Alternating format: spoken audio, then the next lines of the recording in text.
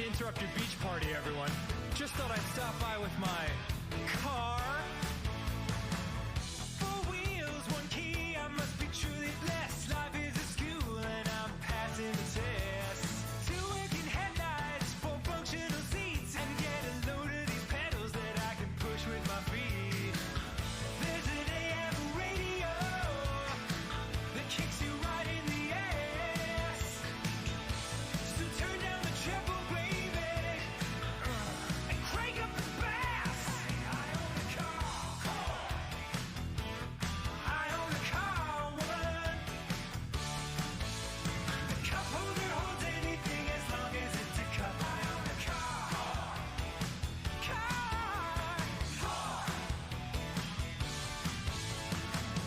Look out, it's beige, the coolest kind of brown a human can handle. Thank God that you're sitting down.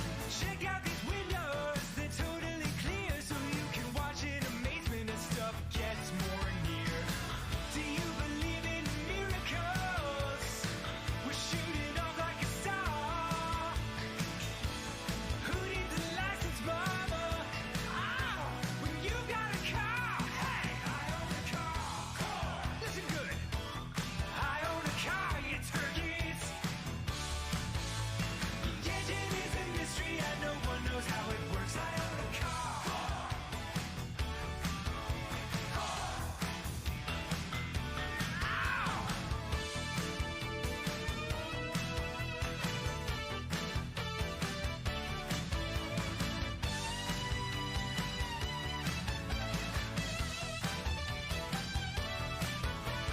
Guess what I own, boys? Is it a phone? No. Is it a car? No. Oh, yes, actually. Boys guess that much faster than I thought the boys would guess. I own a car. I own a car.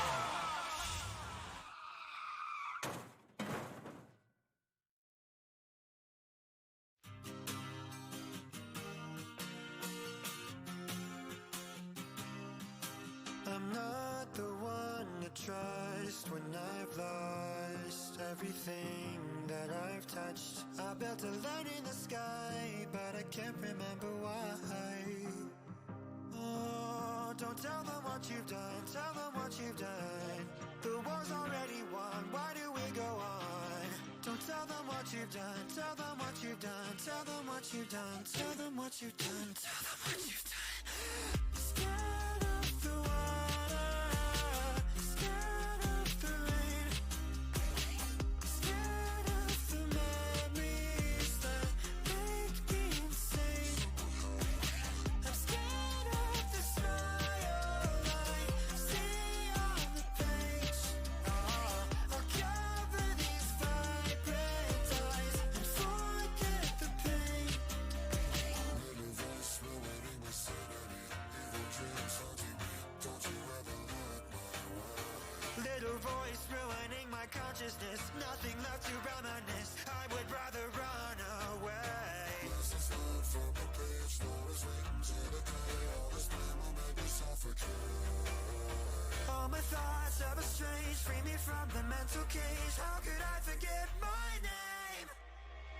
Scared of the water, scared of the rain, scared of the memories that make me insane.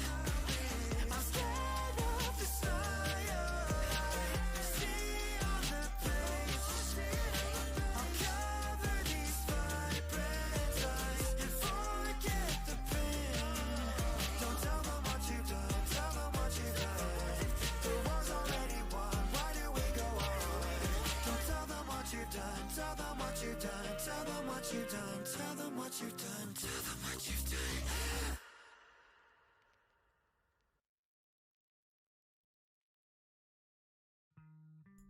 Hello? Hello! Hello! Hello, hello, hello, hello. Welcome. Welcome to the stream.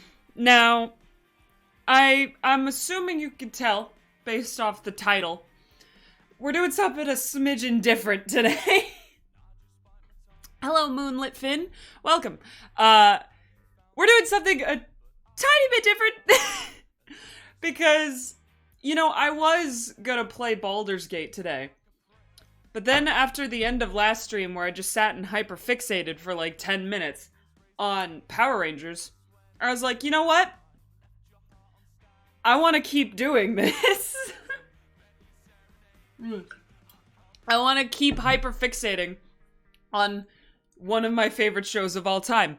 What if I did a whole stream where I just hyperfixate on something for like 2 hours? So that's what we're doing today, if you could tell by the title. I have a presentation, a whole PowerPoint presentation ready to go, alright? I have the entire PowerPoint presentation ready. I updated it because it's been a little bit since I made my first one, so I made a new one. I made a new fancy one that's got more info, more photos, more cool stuff in it for me to hyperfixate over. And yeah, today, from one Power Rangers fan to another, yes, excellent RC Gaming. I'm so glad to see you here today. We need all the Power Rangers. I want Power Rangers fans in here, but also people who aren't Power Rangers fans, because I'm about to make you a Power Rangers fan. If you're not already there, you're about to be. But yes, that's what we're doing today. Today, we are going to be doing an entire Power Rangers RPM lecture. Just me talking about how great this fucking show is and introducing it to you. Also, thank you, Tria7, for the water your streamer. You have successfully watered your streamer. I'm gonna need that a lot today. Because I'm gonna be doing so much talking. And it's gonna be fun. We're gonna have a fun time. I have photos. I have facts. I have clips. And I could potentially be convinced to watch the first episode with y'all at the end of this. If you're all up for that, if you'd like to watch the first episode after this, because it is up for free on YouTube, posted by the official Power Rangers website. So I'm assuming if I'm just like, you guys want to have a movie night and watch the first episode together, they won't crucify me like a lot of other shows would. That's a big assumption, but it's one I'm cool with making. But yes. Okay, song's over. We're gonna jump into some streaming music from here. We're gonna turn on the Undertale, because why not? We're gonna turn on the Undertale music. The Undertale music playlist. And we're gonna jump straight into it, because I wanna talk about Power Rangers. I don't know if I've made that clear from the entire point of this stream / video. I want to talk about Power Rangers. I want to talk about Power Rangers a lot, and I'm really excited about it. Okay, let's go. Let's go. Alright. I gotta pull up the screen here. I'll pull up our stream. Alright, so let's begin. Have you ever wanted to watch Attack on Titan, but it's got robots and no Nazi propaganda, and is made for 8-year-olds? Because if you do, oh boy, do I have the show for you. Presenting Power Rangers RPM, which is the best season of Power Rangers ever produced that I have seen. I have heard rumors that In Space is better. I don't believe them. This is... Power Rangers RPM is the greatest artistic endeavor the world has ever embedded upon. And RPM stands for... Oh, shit. It's something... It's racing something machines. Hang on. I'm looking it up. I'm gonna fix this. I saw it, like... RPM stand for Power Rangers. Racing Performance Machines. Rangers per minute. Yeah, RPM stands for Rangers per minute. It exponentially grows as the season goes on, So by the end of the season, you're looking at about 46 Rangers per minute. It's pretty intense. There's a lot of Rangers in this one. But yeah, it stands for Racing Powered Machines or something. I just saw it. Why did it immediately slip my mind again? Racing Performance Machines. That's what it is. Racing Performance Machines. Okay, so let's begin. So to start off, we need some background. So, one of the important things is you have to know why this season is as good as it is, because there's a backstory. Okay, there is a reason this show is as good as it is, and it's all Jungle Fury's fault. Thank you, Jungle Fury. So Power Rangers as a whole is a franchise that actually jumps from producer to producer. It was originally produced by Saban Entertainment, all the way up to 2002, who put it on Fox Kids, but then in 2002, Disney got it in a buyout of Fox Kids, and they had it up till 2009. Fun fact I actually discovered about Power Rangers while I was doing research for this: Power Rangers is a show that somehow keeps surviving when it really shouldn't. Like, RPM as a season, as I'm going to get into, was like, this is the last season of Power Rangers. Like, Disney was like, this is gonna be the last one. And then it got bought for like, I don't even remember, like $1 million? I don't know how much this franchise got bought for. And then Nickelodeon was putting it on. And then they were like, okay, this one season is gonna be the last season of Power Rangers we do. And then Hasbro got it. And this year, we're like, okay, the 2023 season of Power Rangers is going to be the last one. So God only knows if it actually will be the last season of Power Rangers, because this show apparently keeps on trucking even when everything even when everything tries to kill it. It keeps going, just like the Power Rangers themselves. Whoa. That's what I call symbolism. I don't know why my pause was so long there. I couldn't find the word symbolism in my brain. It just wasn't in there. But anyway, so Disney got Power Rangers in 2002. Here's the unfortunate thing. Disney hates fun if fun also means low ratings. So Jungle Fury in 2008 got really low ratings, and Disney wanted to drop the whole thing because it had low ratings, but they couldn't because they were contractually obligated to do one more season. Bandai, I think it was Bandai, is a company who has a stake in Power Rangers or something. I don't know the specifics of this contract, but I am aware that Disney was like, can we get out of this? And Bandai was like, no, you have to do one more season. And Disney was like, fuck, okay. Where are the showrunners? Are the showrunners in the building? And they walked up to the showrunners, dumped Power Rangers in front of them, and said, you can do whatever we want. You can do whatever you want. We don't give a shit. We just want this done. We want this done. We want this out. We don't want it anymore. You can do whatever the fuck you want. Which is great for writers. And thank you, Jungle Fury, for having low enough ratings to make this happen. And I don't get why Jungle Fury had such low ratings. I've watched Jungle Fury. It is far from the worst season. Like, it's not amazing because it's Power Rangers, but it's not a bad season. It's actually kind of cool in some places, and I kind of dig, like, the morphers were sunglasses, but I do have one tangent regarding Jungle Fury that I need to talk about, and that is this fucking morpher, which is the most ridiculous thing I have ever seen. I need everyone to know about this ridiculous fucking morpher that drives me insane every single time I see it. It's from Jungle Fury. They give this guy this totally normal bracelet, alright? This totally normal looking bracelet. This is a totally valid thing to be a morpher. You press the little buttons, it does morpher things, cool, normal. But you press the button things, and it turns into this. What is this? What the fuck is this? What is this knife glove? I look at this, and the best part about this is the very first time they give this to him, right? The very first time this guy morphs, right? He hands him the bracelet. He's like, this will help you morph. And the guy's like, sick. And he goes over there, he presses the button, no reaction. to this turning into this. He just holds it up like it's a totally normal thing for a bracelet to turn into and continues his morph with no problems. I'm like, dude, did you see what the bracelet on your wrist just became?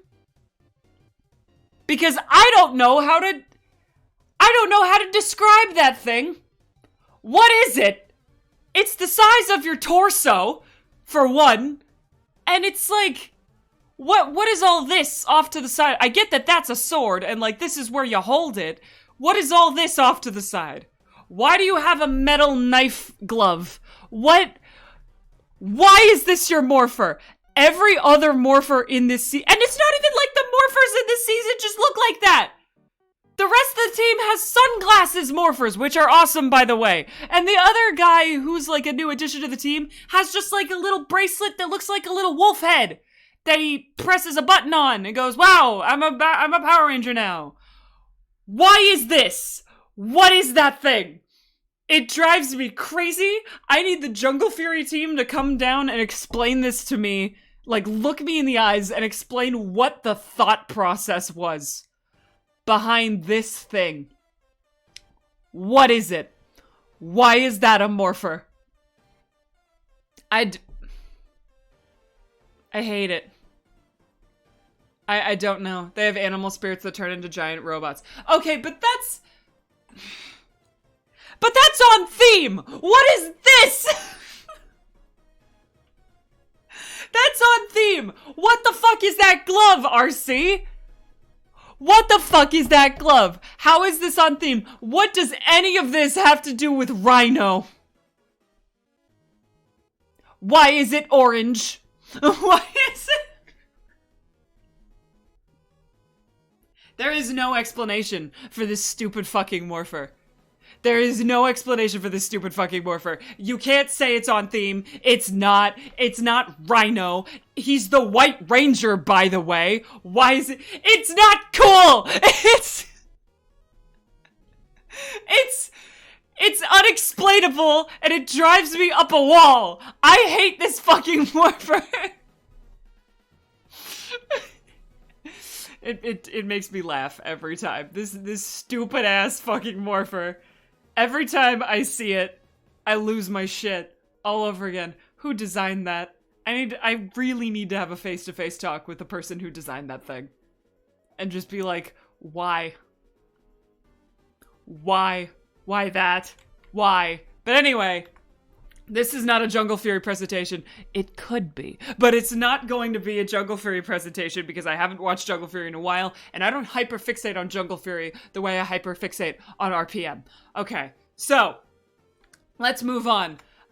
So anyways, the RPM showrunners went way harder than has ever been necessary for a season of Power Rangers. It starts off with, congratulations, humanity is fucking dead. Humanity's dead in this season of Power Rangers. This is a post-apocalyptic season of Power Rangers, which is cool as fuck, and I cannot believe it took them this long to try this idea. Well, actually, I can believe it took them this long to try this idea. Who's gonna walk up to an 8-year-old and be like, hey kid, humanity's fucking dead. Power Rangers. Who's gonna do that? I don't know who would. But you know what? I'm glad they did. They did this one time. They said, the world is a wasteland. Everyone is dead. And it's a bad time out here. Welcome to Power Rangers. So the basic plot is that the world has been taken over by this computer virus, which is called Vengex, which is totally not a HAL 9000 ripoff.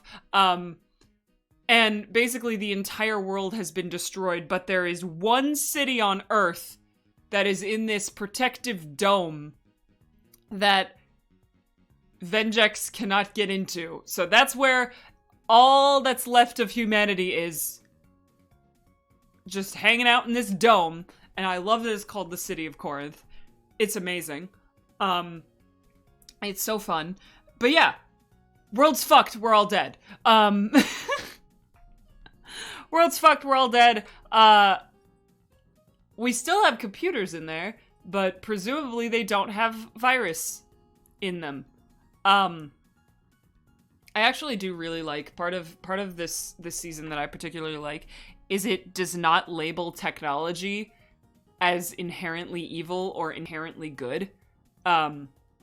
Like, it doesn't go down the whole, technology is a curse that's gonna murder us all, of, like, boomers or whatever. It's very specifically, because the Power Rangers have technology. The Power Rangers are built from technology. That's their whole thing.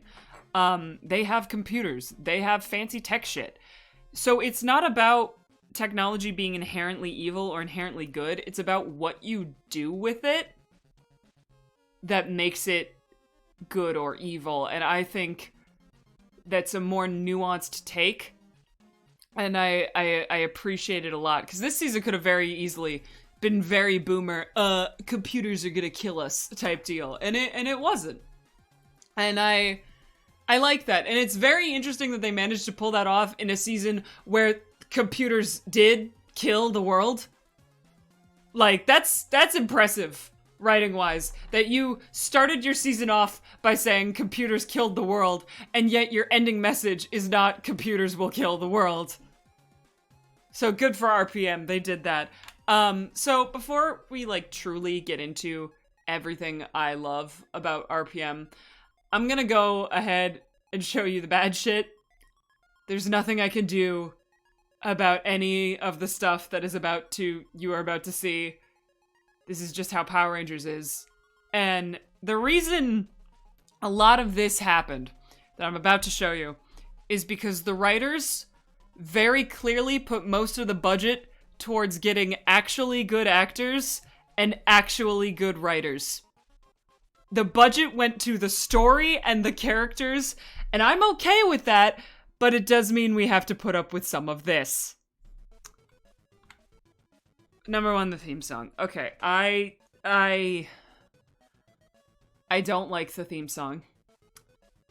It's, in comparison to a lot of Power Rangers theme songs, it's very boring, it's very aggressive, and they had an option to use one by Dan Avidan, and they didn't? And imagine if Danny Sexbang wrote a Power Rangers theme song. That fact alone would have been better than this theme. And I'm gonna turn off the music for a second so we can fully appreciate what the assault that is about to happen on your ears. Let me check real quick how we doing. We doing good? Okay. Okay, we're doing good. You're about to be doing bad. All right, we're gonna go in this. Okay, here we go. A computer virus has built armies of robotic soldiers and taken control of our world. But there is still one place we can be safe. The domed city of Corinth. And the only hope we have left is... Power Rangers of the air, getting gear. Power Rangers of the air, we stand together. Power Rangers of the air, getting gear. Power Rangers of the air, get in gear.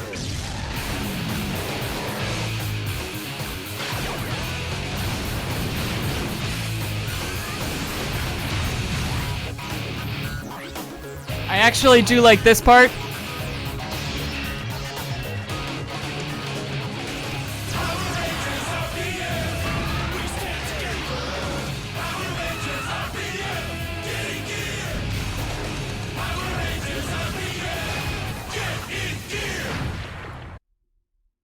Long sigh. Long, tired sigh. It's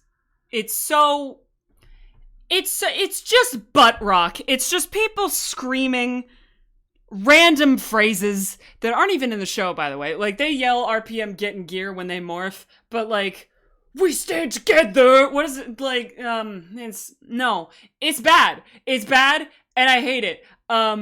It's not that bad, but if I listened to it on repeat, I would hate it. Yeah, exactly. You have to hear this every time an episode begins. And I say it's bad because it's also bad on the Power Rangers theme song bell curve. Like, especially for the Disney era, because the Disney era tried a lot of new things with Power Rangers theme songs. They were very experimental with their theme songs in the Disney era of Power Rangers. Some of them were good, some of them were terrible. This is one of the least inspired ones.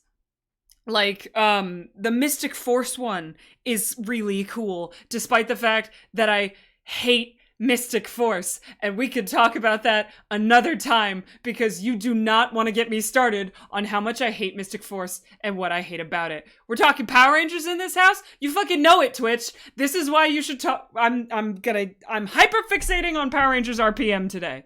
But yeah, Dan Avedon wrote a demo for Power Rangers RPM. I'm gonna find it and play it. Give me like 1 second. I am gonna find it and play it because, Dan Avedon Power Rangers. Because, admittedly, not the best theme in the world. Alright? But it's better than what you just heard.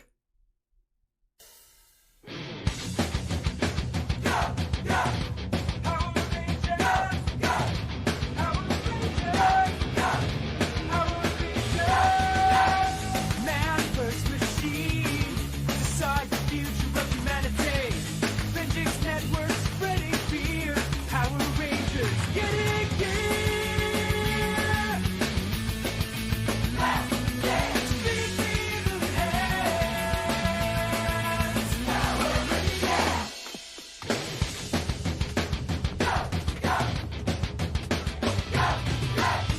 Rangers are saving humanity against vengeance and the evil machine. RPM, getting here. RPM, destroying fear.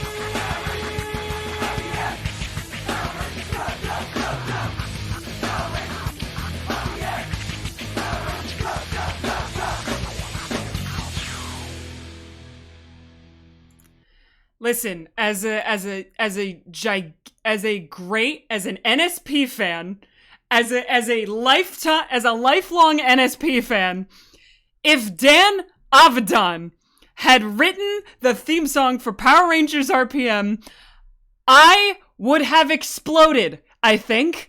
I think I would have exploded. Worse than an NSP song, but infinitely better than what you just played. Exactly. It is so much better than the butt rock, and yet, they went with butt rock. Look up Demo Theme 1. Okay, I know that Twitch is a big Power Rangers fan, so I will trust him when he says that this is good. Demo Theme 1. I've never heard this. Because the only one I've listened to is the Dan Avedon one. Hang on. Demo Theme 1. Okay.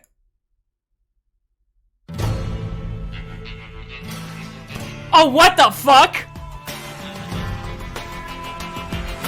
This is the last stand for humanity. Power Rangers RPM, let's go.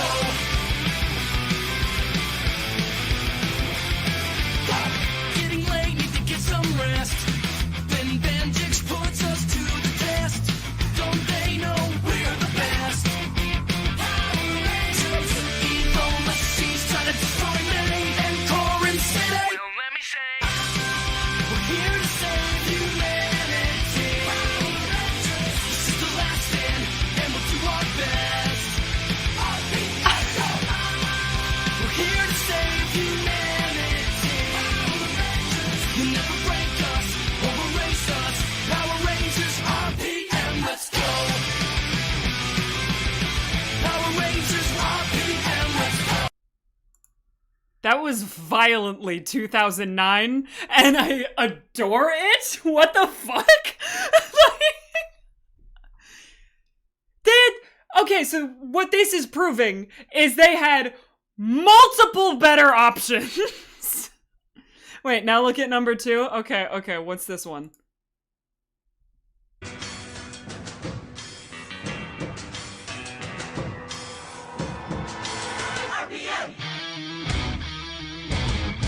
Oh, you can hear? That's very Jungle Fury. Come to join the team to fight the Vengeance war machines. Let's go! It's gonna be a bumpy ride. Don't they know we'll find a way? Power Rangers are here to stay. Yeah. Is anybody out there? Yes, we are.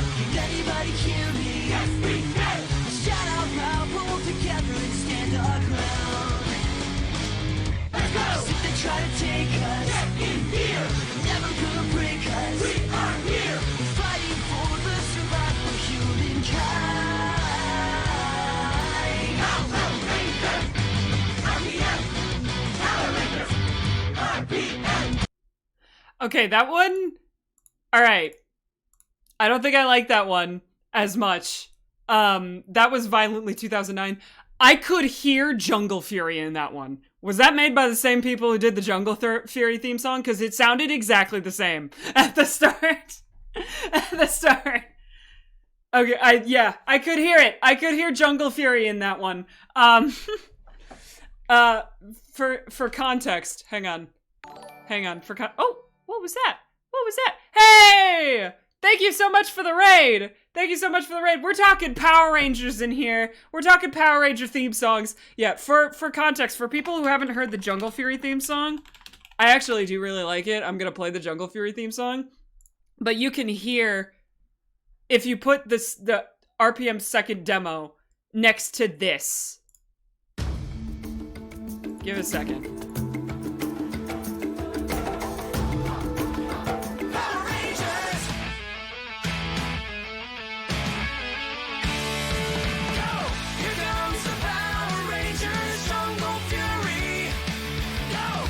Training hard to be the best that we can. Power Rangers, protecting people from the evil Daishi plan. Stand up for what we know is right. We will never lose a fight. Daishi, go away. We're here to save the day. 'Cause we're the Power Rangers, Jungle Fury. We're fast, we're strong, unstoppable. Jungle Fury. Here comes the Power Rangers, Jungle Fury. Jungle Fury, go. Power Rangers. Jungle Fury. Power Rangers. Yeah, so I could definitely hear that in that last one. Also, fun fact about me, I know every single Power Rangers theme song by heart.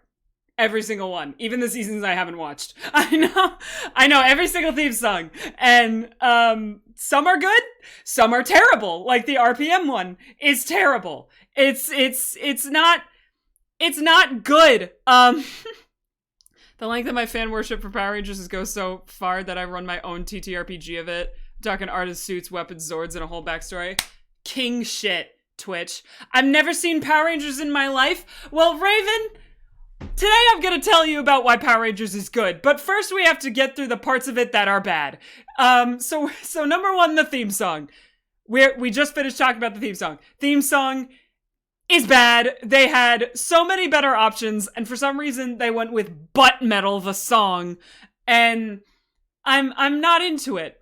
So the second part we're gonna get into here is the weapons. The weapons, quotation marks. Oh, I need to put some music back on. Hang on. We'll put the music back on for the background.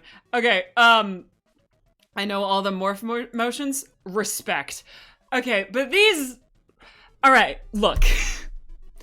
The point of Power Rangers weapons is to sell toys. That is a fact. Power Rangers was born from wanting to sell toys. That was the point of Power Rangers. But these ones are just so particularly bad. This is a sword. This one over here, this is supposed to be a sword. That is a pipe on a stick. That's not a sword. No, fuck you. Flynn's turbo cannon is especially egregious. It's really bad. Is that a gas pump? No, that's a gun. That's a gun. Also, one thing I love about Power Rangers that I think is just so funny, they can't say gun, on a kid's show, so they just call them all blasters.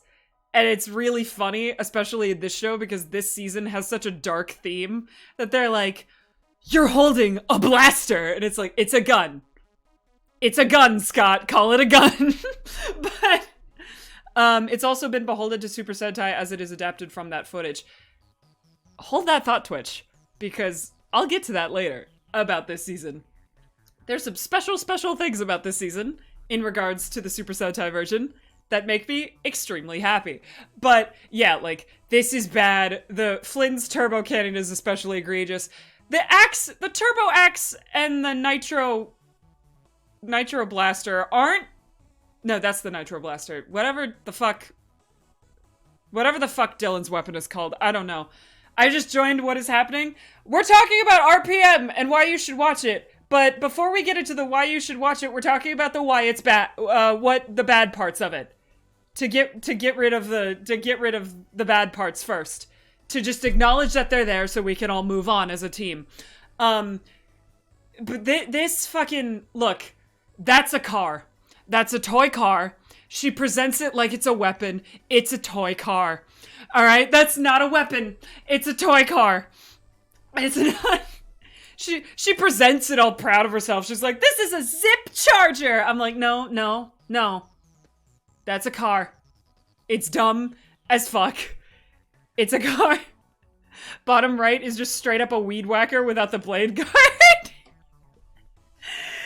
Yeah, I mean, yeah. You want to know what that is? This thing is Flynn's turbo cannon, the zip charger, and his sword. I didn't put his, like, big sword in it because his big sword is not the worst. I was just including, like, the really bad ones. That's all of them combined. You stick the sword on the end of the cannon, and the zip charger goes in the cannon and gets blasted out of it. Why this is more powerful than just the zip charger, which hits things on its own, I don't know. But it's stupid. The weapons are bad. The weapons are very bad. You want to know what else is bad? The Zords. Zords aren't too great this time either. Why is Dylan driving a cop car? Why is Dylan driving a cop car? What the fuck is that? Why is it a gun car? Why is it a gun car? Why is that just a shark on wheels? Why is he got a bus? Why does he have a bus? Me and my friends who have seen RPM, we have a phrase that we like to say regarding the Blue Ranger, and it's, he drives the bus. The bus is the pants. Bus pants. And it's so... That's a whale. Yeah, they have one that's a fucking whale. What's a Zord? Okay, so a Zord in Power Rangers, they were named after Zordon in the original season. But a Zord is the giant robots that they drive that turn into the big metal robots. Like, if you've ever seen Voltron, I'm sorry for your loss. You know how the lions are separate from, but then they combine into big fighty robot? That's what a Zord is. A Zord is a lion. Is like a Voltron lion.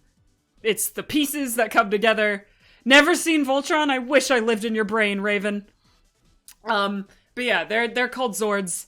They suck this season. However, I included this clip. They get a pass for me. I am talking about them because they're bad, but they get a pass for me because they make fun of them in universe. What do you mean, what eyes? Right there? The front of our Zords. They are not eyes. They're optical field scanning sensors for your cockpit's HUD display. Well, they look like, they look like... They look like eyes. Big, googly anime eyes. Next. So they get a pass on that one for me because I think that's funny that they actually like call it out in universe. Let's see. So that's the Zords. What else is bad in this season? Oh boy. Why isn't this moving? No, I don't want... Hang on. Move. There we go. Okay. Oh. Oh god, the robots.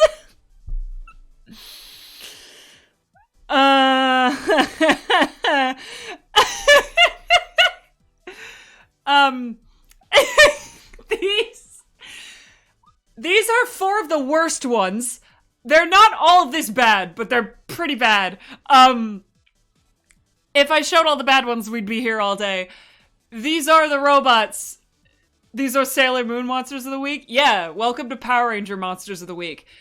They're not, like, egregiously bad compared to other Power Ranger seasons. Yes, I did a posture check, thank you. They're not egregiously bad compared to other Power Ranger seasons. This is pretty par for the course. But, I mean, just... What the fuck is this one? All right, he's made of balloons. Like, this one's made of balloons. Even the villain comments on how stupid this one looks. Like, they're tossing out ideas for stuff, and one of them just goes, that looks like a giant bottle of window cleaner. Like, she says that. Actually, in the show, she's like, that looks like a big bottle of window cleaner. What are we trying to do here? Are we trying to kill this city or give it a streak-free shine? Which is a real line that she says, which I think is excellent. Do they have one of them that's just woman in a shoe? We'll get to more of them that are there's just, these are so egregiously bad. But again, they put all of their money for this season towards characters and writing. Everything else suffered as a result. But you know what? I can live with it because they make these things blow up at the end of every episode. So at least they're gone by the time we're done. At least part of the story is making sure this thing never moves again. By the way, this monster, I'm gonna talk more about this. Every single, he has chemicals that knock out different genders. And the funniest part about that is he has 4 bottles. Presumably, this means that, according to the robots, there are 4 genders. And I think that's amazing. What, I mean, why is he covered in bendy straws? He's actually, like, based on what he does, based on his effect on the show, he's one of the more menacing ones, concept-wise. So why the fuck does he look like that? I hate it. Also, this one over here is the first one you ever see. This is your intro to the Vengex monsters. And, you know, you gotta start strong on shows like these. But anyway, that's all the shit that's bad. Let's get into the good shit. Let's get into the really, really good shit of RPM, which is the characters. They are all my babies. I hold them so gentle in my little hands. I love every single one of these characters. Except for the villains, but we'll get into villains as well. But I love... This cast is top tier. This cast is top tier. This is the best Ranger team that has ever existed. I will fight people about this. They have the they feel the most like friends. All right? They feel the most like real people. They all get backstories. They all get character arcs. Okay? They're all developed as people. None of them are two-note. None of them are two-dimensional, except for maybe Hicks, but he didn't need to be three-dimensional. He's just a guy. We're gonna get into it, because I love this team so much. I hold them in my little hands. I love them. So we're gonna start off with the team leader. This is Scott Truman, also known... I've given every single one of them nicknames. Hot take, I hate Gem and Gemma. Fair. We're gonna get into that. When I get to them, I'll talk about them. That's very fair. But anyway, we're gonna start with Scott Truman, also known as Scott Daddy Issues Truman. His dad's the colonel who runs the whole city. And his older brother is currently exploded. They show that death on screen, by the way. Because they were both fighter pilots in the military. He was a fighter pilot during the war against Vengex before it, like, killed the whole world. And his brother was the leader of his squadron. And he watched his brother's plane blow up. And heard his last transmission. And sobbed in the cockpit over him. And that is all shown on screen. This is a show meant for 8-year-olds. Holy fuck. Like, it's a whole thing. It's really, really good and really wild that they did that. His brother's name was Marcus. And also his brother got, like, some really great characterization of the backstory as well. Like, you got to meet him and get to know him, and then you knew the whole time that he was gonna blow up, and it's just, you just want to die. You just want to cry. And it's like, holy fuck. What? It's amazing.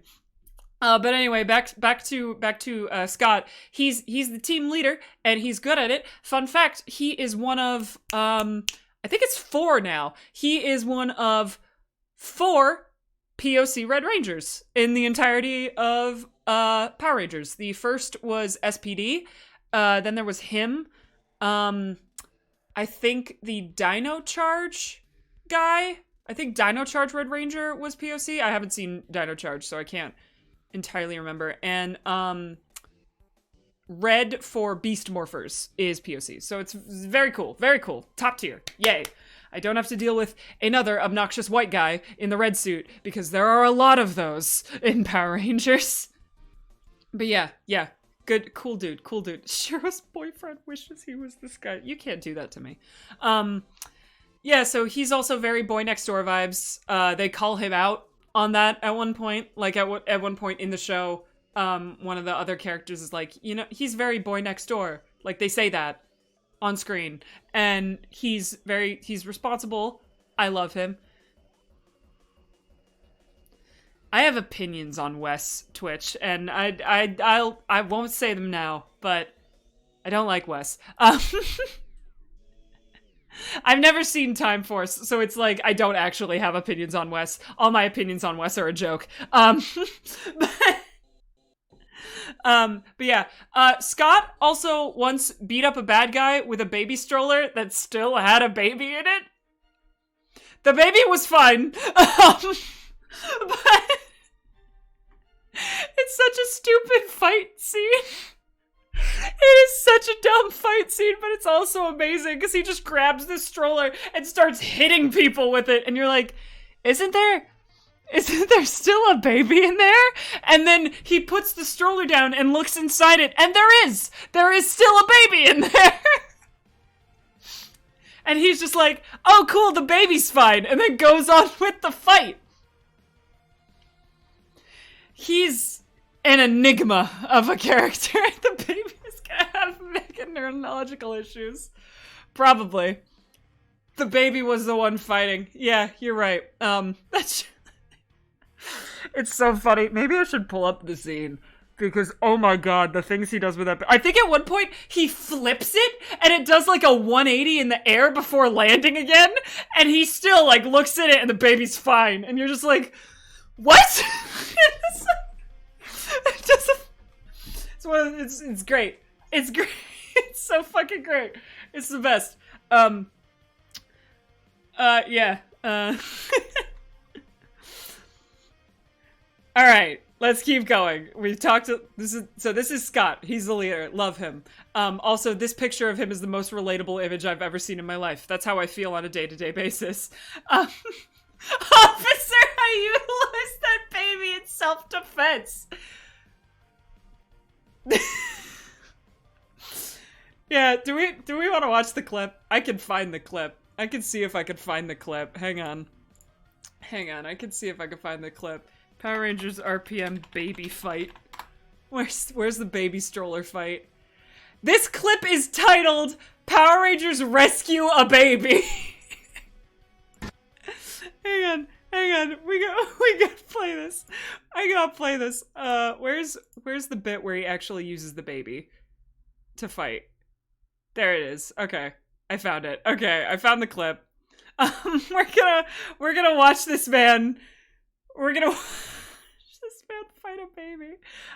Give me 1 second. I gotta add another source to pull this in. Actually, I could just. Nah, hang on. I'm gonna add another source real fast. Where's window capture? Hello? There you are.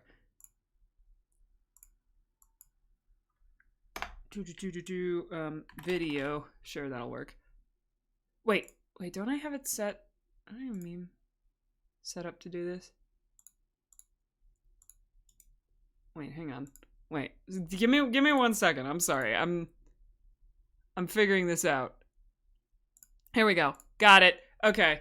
Oh wow, that's really poorly. Hang on. Let me just. All right, we're gonna watch this real fast. Hang on. Okay, because this is insane. I think they write them down ahead of time. I mean, be honest. They sound rehearsed. There's a baby in there! There's a baby in that stroller.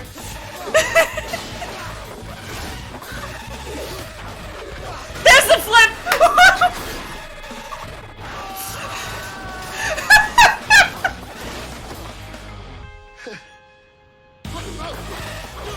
And that's the fight scene. There's a baby in that stroller. It was so unnecessary too. I know! That's the best part. He didn't have to do that. And yet.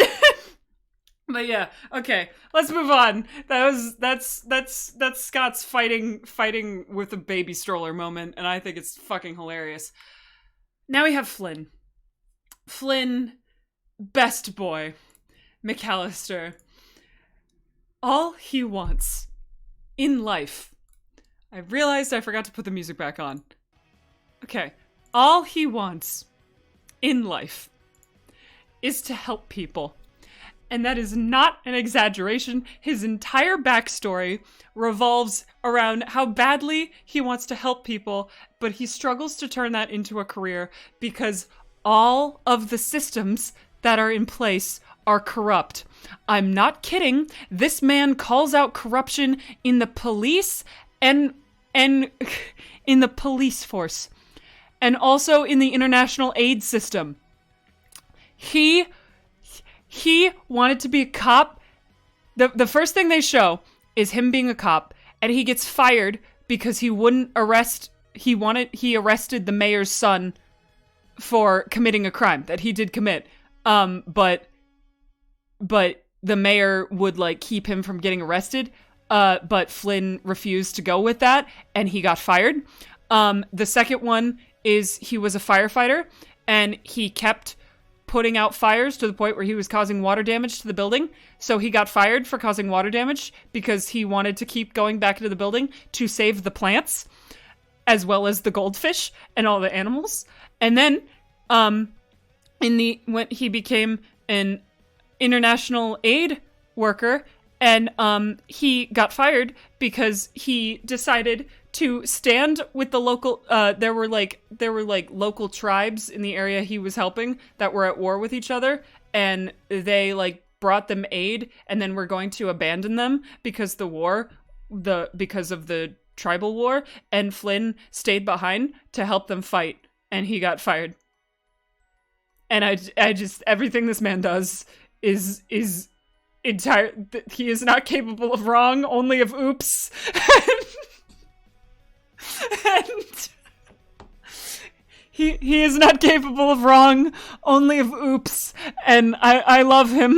I love him so much. I love him so very, very much.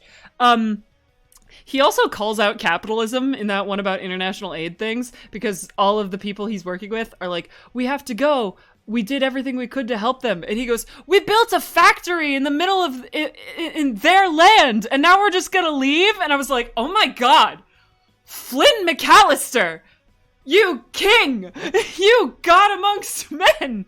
I love him. I love him so much. He believes in helping people and returning land to its native tribes, and I love him with my whole heart and soul. He has butterflies. He has sunshine where his head should be, and I love him. But yes, he's a mechanic. Ignore the episode where he gets really upset that someone just thinks he's a simple mechanic, because he says that he is just a simple mechanic in like episode 2, but then in like episode 25 he gets really pissed that someone just calls him a simple mechanic. It's fine. He also drove a bus into a war zone to save a little girl. Also, he's Scottish, and that I love. Flynn McAllister is the kindest character history has ever written. I love him so much. I would kill for this man. He's also very smart, actually. He's very smart. He has one episode where he, like, tinkers with the Ranger tech and, like, actually makes it better. And it's very cool. I like him a whole lot. I don't know if that's come across in the past 5 minutes, but I love him. I love Flynn McAllister. He owns my whole heart, and I would do anything for this man. I would do anything for this man. And that's Flynn. So next up we got Summer, also known as a girl boss, Lansdowne. So her backstory is that she used to be a really obnoxious, like, preppy rich girl. Like, she was very princess. She was like, ooh, I want this, and I want this, and I want this, and I'm gonna get it all because I'm rich and amazing, and all that kind of stuff.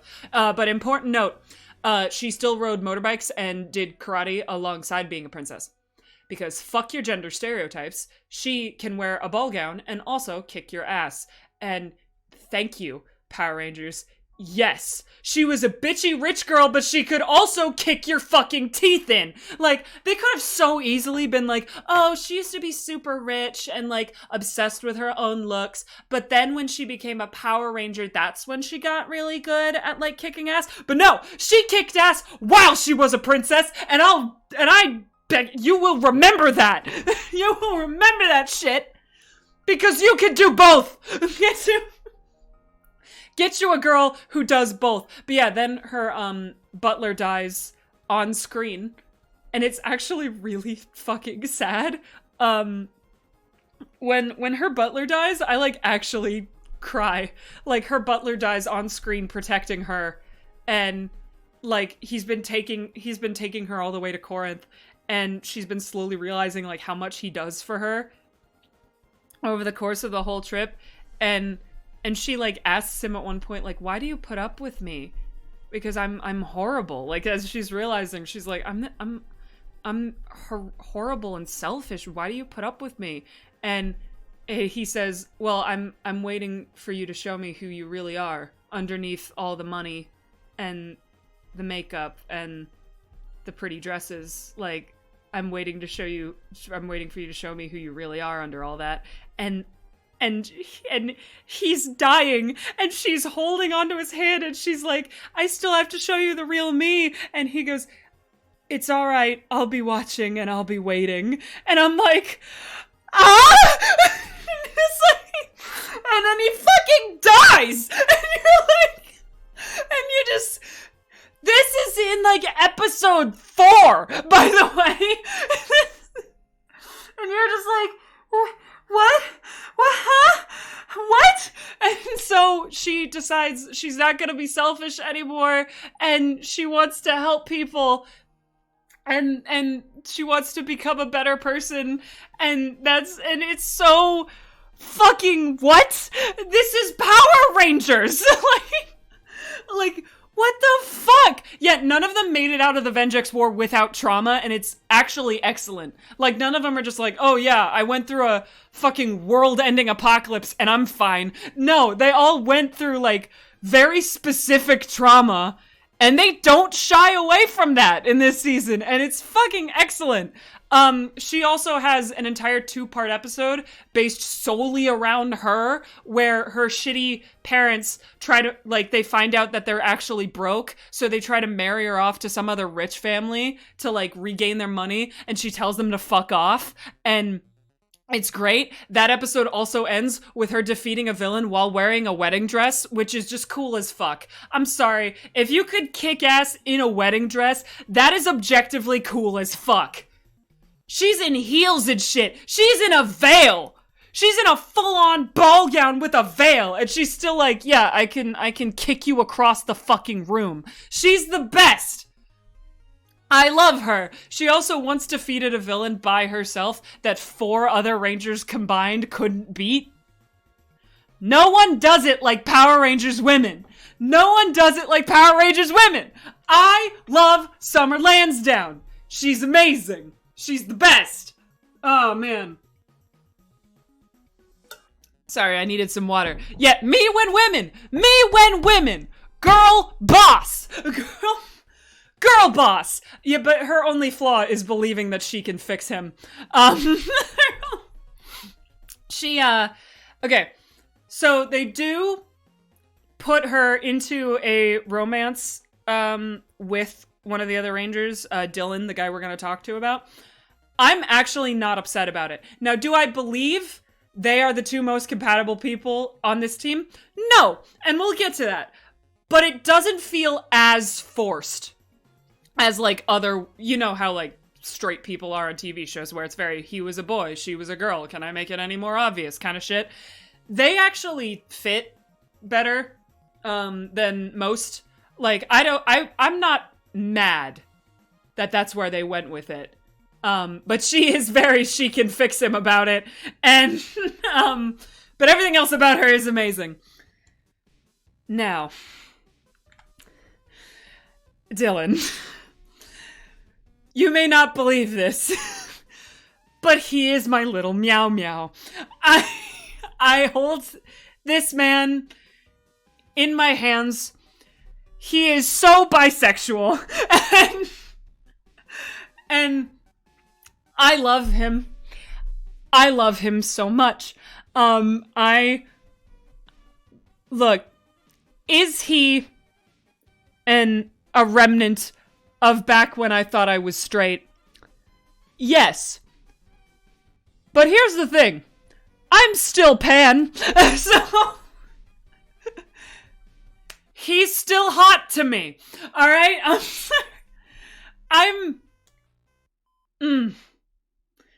Dylan. Let's talk about Dylan. So he has amnesia.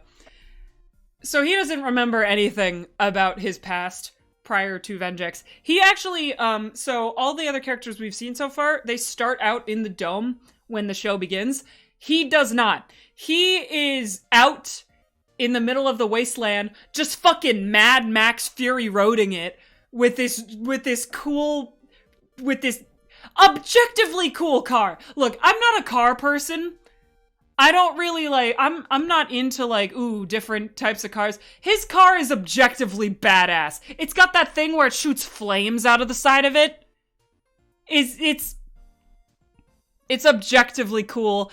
They never call it this in the show, but it is known as the Fury. It's a good car. It's a very good car. And yeah, so he's just Mad Max Fury roading it through the fucking wasteland. And he has amnesia and also a mysterious pocket watch that plays little tunes. And that pocket watch is very important to his story. I'm not going to get more into his story because his story is actually really fucking good. And I don't want to spoil it for anyone who hasn't seen it. Because part of the charm of it is watching it for the first time and going, oh, holy fuck. Oh, holy fuck! As you're watching it. But one thing I can tell you about him that somehow is not a spoiler, like they acknowledge this by episode 2, he has robotic implants and he doesn't know how they got there, and they have the Vengex virus inside them, and they are slowly replacing. Now, don't ask me how this works scientifically, just know that it's cool. The robot implants are slowly taking over his entire body and will inevitably turn him into a Vengex cyborg. Which is so fucking cool! They tell you all this in the second episode. They don't tell you all of that in the second episode. They tell you that he's half robot in the second episode. They don't get into the virus part for 2 more episodes. But yeah, he is going to inevitably become part of Vengex, which is cool as fuck. And he's a literal angst machine. And I love it. There are episodes where it takes him over and he turns on the team, and it is so damn good. It is so damn good. His eyes go red and it's so fucking neat, and it drives me insane, and I love it, and it's so good. I love him so much. I would kill for him. He'd probably kill me first, but know that I would kill for him. But yeah, the first thing he asks when he's asked to join the team is if he can pick his own color, which icon. But yeah, so that's Dylan. He's so good. Everybody on this team is so good. Summer can't fix him, but I'll tell you who can. Ziggy Grover can fix him! Ziggy Grover can fix him! Ziggy Grover is the best Green Ranger, and I will fight the Tommy Oliver stands in hand-to-hand combat myself. Okay? It's like, this man is the best Green Ranger they have ever written. Listening to this and knowing you're a FNAF fan is making some things click. Listen, listen. Power Rangers RPM set the stage for my FNAF hyperfixation, alright? Dylan's storyline set the foundation for my FNAF, my love of FNAF. But anyway, Ziggy Grover. Best character. Alright, they found the proper balance of being the goofy comic relief without being obnoxious. And that's hard as fuck. Like, he's genuinely really funny and charming. And like, well, maybe not charming. He's a klutz. He's a total goofball. But he works so well because he's got genuine heart in him as well. He's not just, I'm here to say a one-liner and then move on. He's a person. And he's so good. I could talk about Ziggy Grover for hours. I could legit talk about Ziggy Grover for so fucking long. I love him so very much. He was also once in the Mafia. Don't worry about that. That's part of his storyline that I don't want to spoil because it's really good. He was actively once in the Mafia, which is fucking hilarious, actually, when you think about it for more than 2 seconds. He doesn't have a car. He does, however, have a scooter that he putters around on, like a little motorized scooter from time to time. But when speed matters, which is most of the time, he rides with Dylan in the Fury. I'm pretty sure he is the only one who's allowed to touch the Fury other than Dylan without getting his hand cut off. Which, good for him. He is so transcoded. Holy shit. He's so nothing in this world could convince me this man is cis. There's an episode. Remember how I said there's an episode where there's that one robot that knocks out all of the men in the city? It targets chromosomes, alright? And I know this is not how chromosomes work. But Ziggy stays awake for a good 5 minutes longer than every other man does. And I choose to believe that is the chemical solution getting confused on whether or not, on what gender he is, and then not figuring out he's a man and knocking him out. So... Is that how chromosomes work? Not at all. Is that how I choose to believe that scene happened? Yeah. I choose to believe the chemicals got confused by trans. He's trans. That's a trans man. Alright? I'm sorry. Look at him. There's so much gender stored in that man. He's trans. No one can convince me otherwise. His never-ending quest to figure out how to deliver good one-liners is very funny. He keeps talking about how, like, all the Rangers can, like, drop really cool hero one-liners at the drop of a hat. He can't. And he talks about it a lot, and it's actually kind of funny, that he can't do it. Because he's just an idiot, when it comes to that. He does get one. I think in, like, the last episode, he gets one hero one-liner, and you're like, yes, Ziggy! He did it! He figured it out! Also, one thing I really like about him as a character is that he gets progressively better over time at fighting. Something that happens in a lot of Power Rangers seasons is that if they've never put on the suit before, they instantly become like karate masters the second the suit goes on. And that's always, like, bothered me a little bit. Or it'll be like, oh, I'm struggling with this one power-up, and I can't get it. But then he gets it in, like, one episode. And then, like, they'll be like, wow, I'm amazing. I can overpower everyone. And then in the next episode, he's back to, like, oh, I suck at this one thing. And it, like, jumps back and forth like that. Or they just immediately get good. Ziggy is different because he progressively gets better at fighting as the show goes on. You can watch it in his fight scenes as he gets slowly better to the point where he is up to speed with the rest of the team. It's very cool. I don't think they've ever done it with another Ranger as far as I can remember. But he's very, like, at the start, he's terrible. When he first gets the suit, he is so bad at it. He doesn't know what he's doing. He's falling all over the place. And then he's, like, slowly getting better. Like, he still messes up. At one point, he accidentally puts his axe through a car window and it gets stuck there, which is really funny. But he gets slowly better at using his powers, and then he's up to speed with everybody else. And I think that is so fun.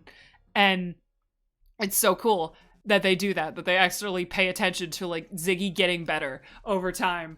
And it's so cool. Also, he does shadow puppets. And that becomes important to the plot at a certain point.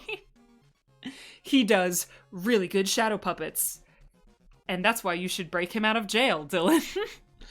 Yeah, so that's Dylan. Let's keep going. We have Dr. K, the best mentor that has ever been on a Power Ranger season. I keep needing to take drinks of water because I'm talking so much. This is Dr. K. If autism was a person, it would be Dr. K. If the autism in the world was condensed into one human being, it would be Dr. K. I love her. She has literally the most tragic backstory I have ever heard. Part of it I'm not gonna spoil, but here's how you know how fucked her tragic backstory is. The part that I'm about to tell you is not the worst thing that happens to her. When she was a child, she was a math prodigy. She got presumably kidnapped from her home, locked in an experimental think tank, and forced to, like, build projects for the government for her entire childhood. And she doesn't know her own name. That is not the saddest part of her backstory. That's how fucked her backstory is. That's not the saddest part. That is not the saddest part of her, and I think about that every goddamn day. So yeah. Also, she is referred to by he and she pronouns and does not give a fuck either way. She starts out the season being just a computer screen, and then she reveals herself to the Rangers in, like, episode 4 or whatever. I don't remember how long it is before she reveals herself. But while she's on screen, they only ever refer to her with he, him pronouns. And then when she's out, they refer to her with she, her pronouns. She does not seem to give a fuck either way. The only mention anyone ever makes about her gender after that is Ziggy says, "I thought you were a dude." And her response is, "Sorry to disappoint you." Note that she does not say, "No, I'm a girl." She simply says, "I'm not a man." So I choose to believe Dr. K is the non-binary icon we all deserve. And like, she doesn't give a fuck. You could call her him. You could call him her. Dr. K does not give a fuck about what gender she has. And I love that for her so much. She is that other gender juice from Straw Guy. Exactly. She will also actively slit your throat if you suggest that the Power Ranger suits are spandex. That is a running gag throughout the show, is people saying, "What's with the spandex?" And she, like, launches herself over a table to, like, strangle you. Because that is material that she spent years of her life working on, bitch. It's not fucking spandex, you asshole. She also once defeated a villain with a violin and a giant fan, which, icon behavior. And she is proof that the tiniest people are full of the most anger.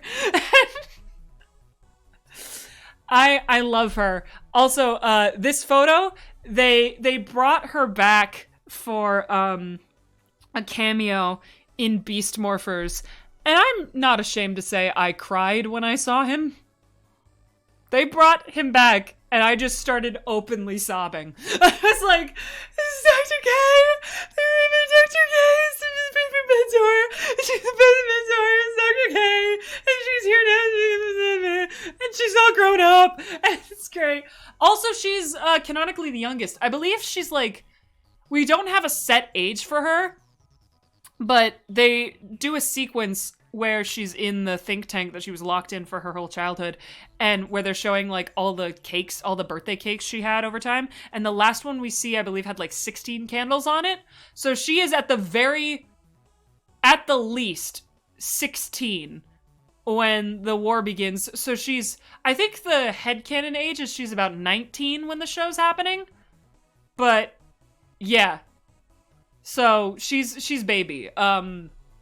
And I fucking love her. She's baby, but she's also the smartest one in the room. And that's iconic for her. All right. So Gem and Gemma. We're going to talk about Gem and Gemma. RC Gaming said they didn't like Gem and Gemma. That's valid. They start off as the weakest point character-wise. They're grating at the start. They are very grating at the beginning. Because all they care about is explosions. They grew up with Dr. K in the same like think tank thing, but they were testers for all the Ranger technology, so they were just really into blowing stuff up. They're very autistic as well. They're also very annoying when they start. They finish each other's sentences. Except the writers didn't really know where to cut off the sentences, so they switch off in really weird places. They get better when they start connected at the hip. They're very like, oh, we're twins, we want to blow stuff up, we finish each other's sentences, and like that's all they are when they start. Aside from the fact that they're like besties with Dr. K, which is actually very sweet and brings out a really sweet side of Dr. K that I like a whole lot.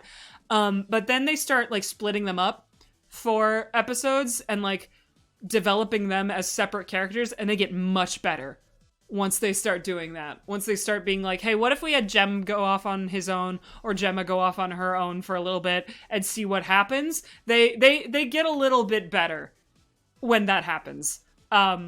So I think they're the weak point, but they're not as bad as some Power Rangers have been. There have been Power Ranger characters that are fucking unbearable to sit and listen to. But they grow with time. They start off as the Weasley twins. That is a bit of an insult to the Weasley twins, I'm not gonna lie.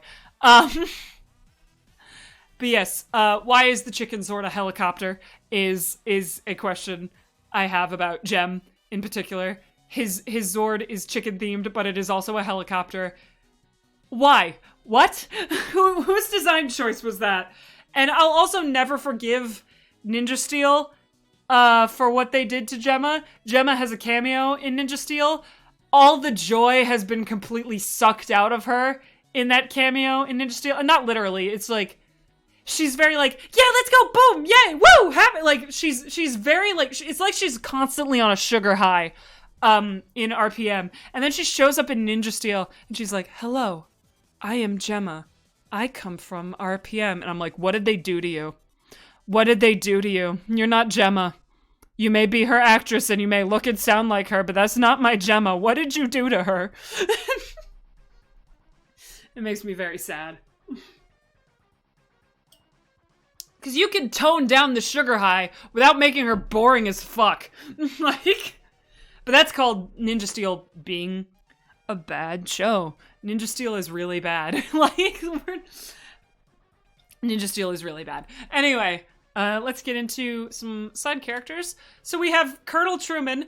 This shot is what he is introduced with, by the way. Of an explosion going off in his glasses. Fucking amazing. So he's not a great dad, but he has his moments. And I have to commend him. Because you have to remember, Corinth is the last human city on Earth. Humanity is fucking dead, aside from Corinth. And he runs Corinth. I have to commend him for being like, I can't sacrifice all of humanity for one person, even if that one person is my son. Like, I have to commend him for that. He has his priorities in order. Do those priorities make him a good dad? No, but they do make him a good leader of the last human city on Earth. Yeah. he's cool. I like him as a character. I think they did a good job with his writing. Also, cool guys can have explosions reflected in their glasses. He looks... It's not cool guys don't look at explosions. Cool guys stare down explosions with sunglasses on and don't give a fuck. And I think that's amazing. But yeah, he also does have his moments of being a good dad. It's just, he very clearly puts the city over Scott. And frankly, sorry, Scott, but that is the correct choice in this scenario. Then we have Corporal Hicks. 80% of all of his lines are just the word sir.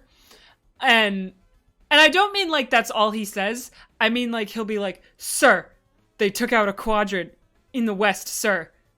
And they're coming in closer, sir. What should I do, sir? Sir, yes, sir. Like that's how he talks the whole time. And he's very fun. I like him. He somehow manages to make that... I have to commend the actor for that, because he makes those lines endearing rather than stupid. Like, you're like, oh man, Corporal Hicks. I like Corporal Hicks.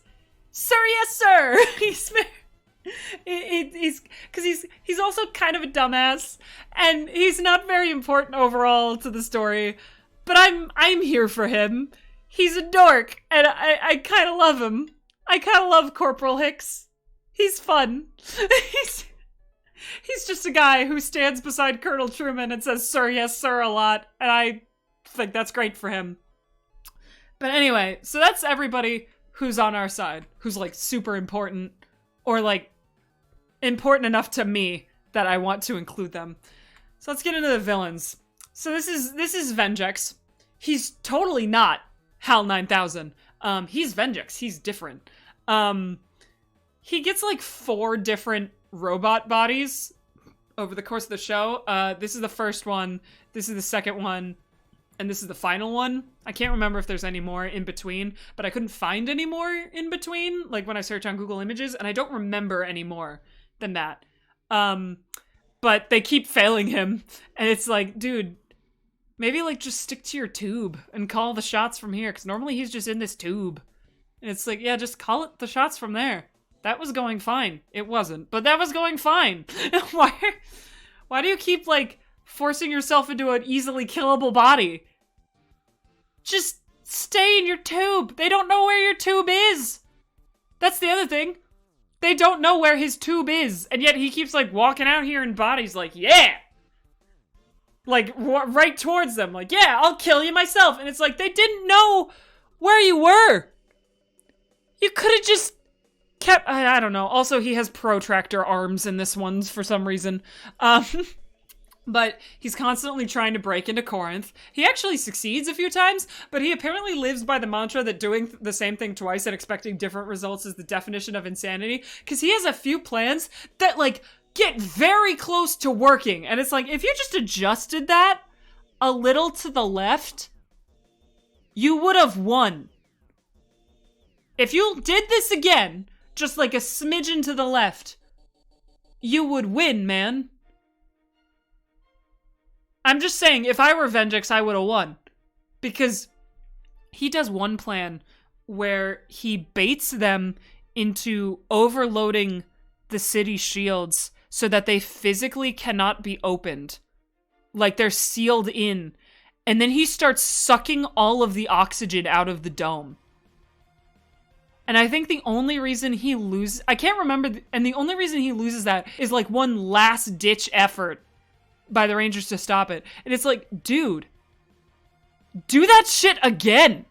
But like, look at what they did to stop you and put something in place to keep that from happening. And you will win. Humans need oxygen or we fucking die. Like that, you got this, man. Why did you never go back to this? That was a good fucking plan. But yeah, wild shit. Wild shit. So that's Vengex. Tenaya 7. Tenaya 7. Tenaya 7. Tenaya 7. Tenaya 7. Have you ever wanted to watch Adelaide Kane kick ass for 29 episodes? Tenaya 7 was my gay awakening. I'm certain of it. When I was 10 years old, I looked at Tenaya 7 and I went, I like girls. I like girls. Girls are pretty. Yeah. This is Tenaya 7. She is a Vengex human infiltration attack bot. She is our thoughts and minds. She is mankind's subconscious being. She is the final... Get sprayed in the face.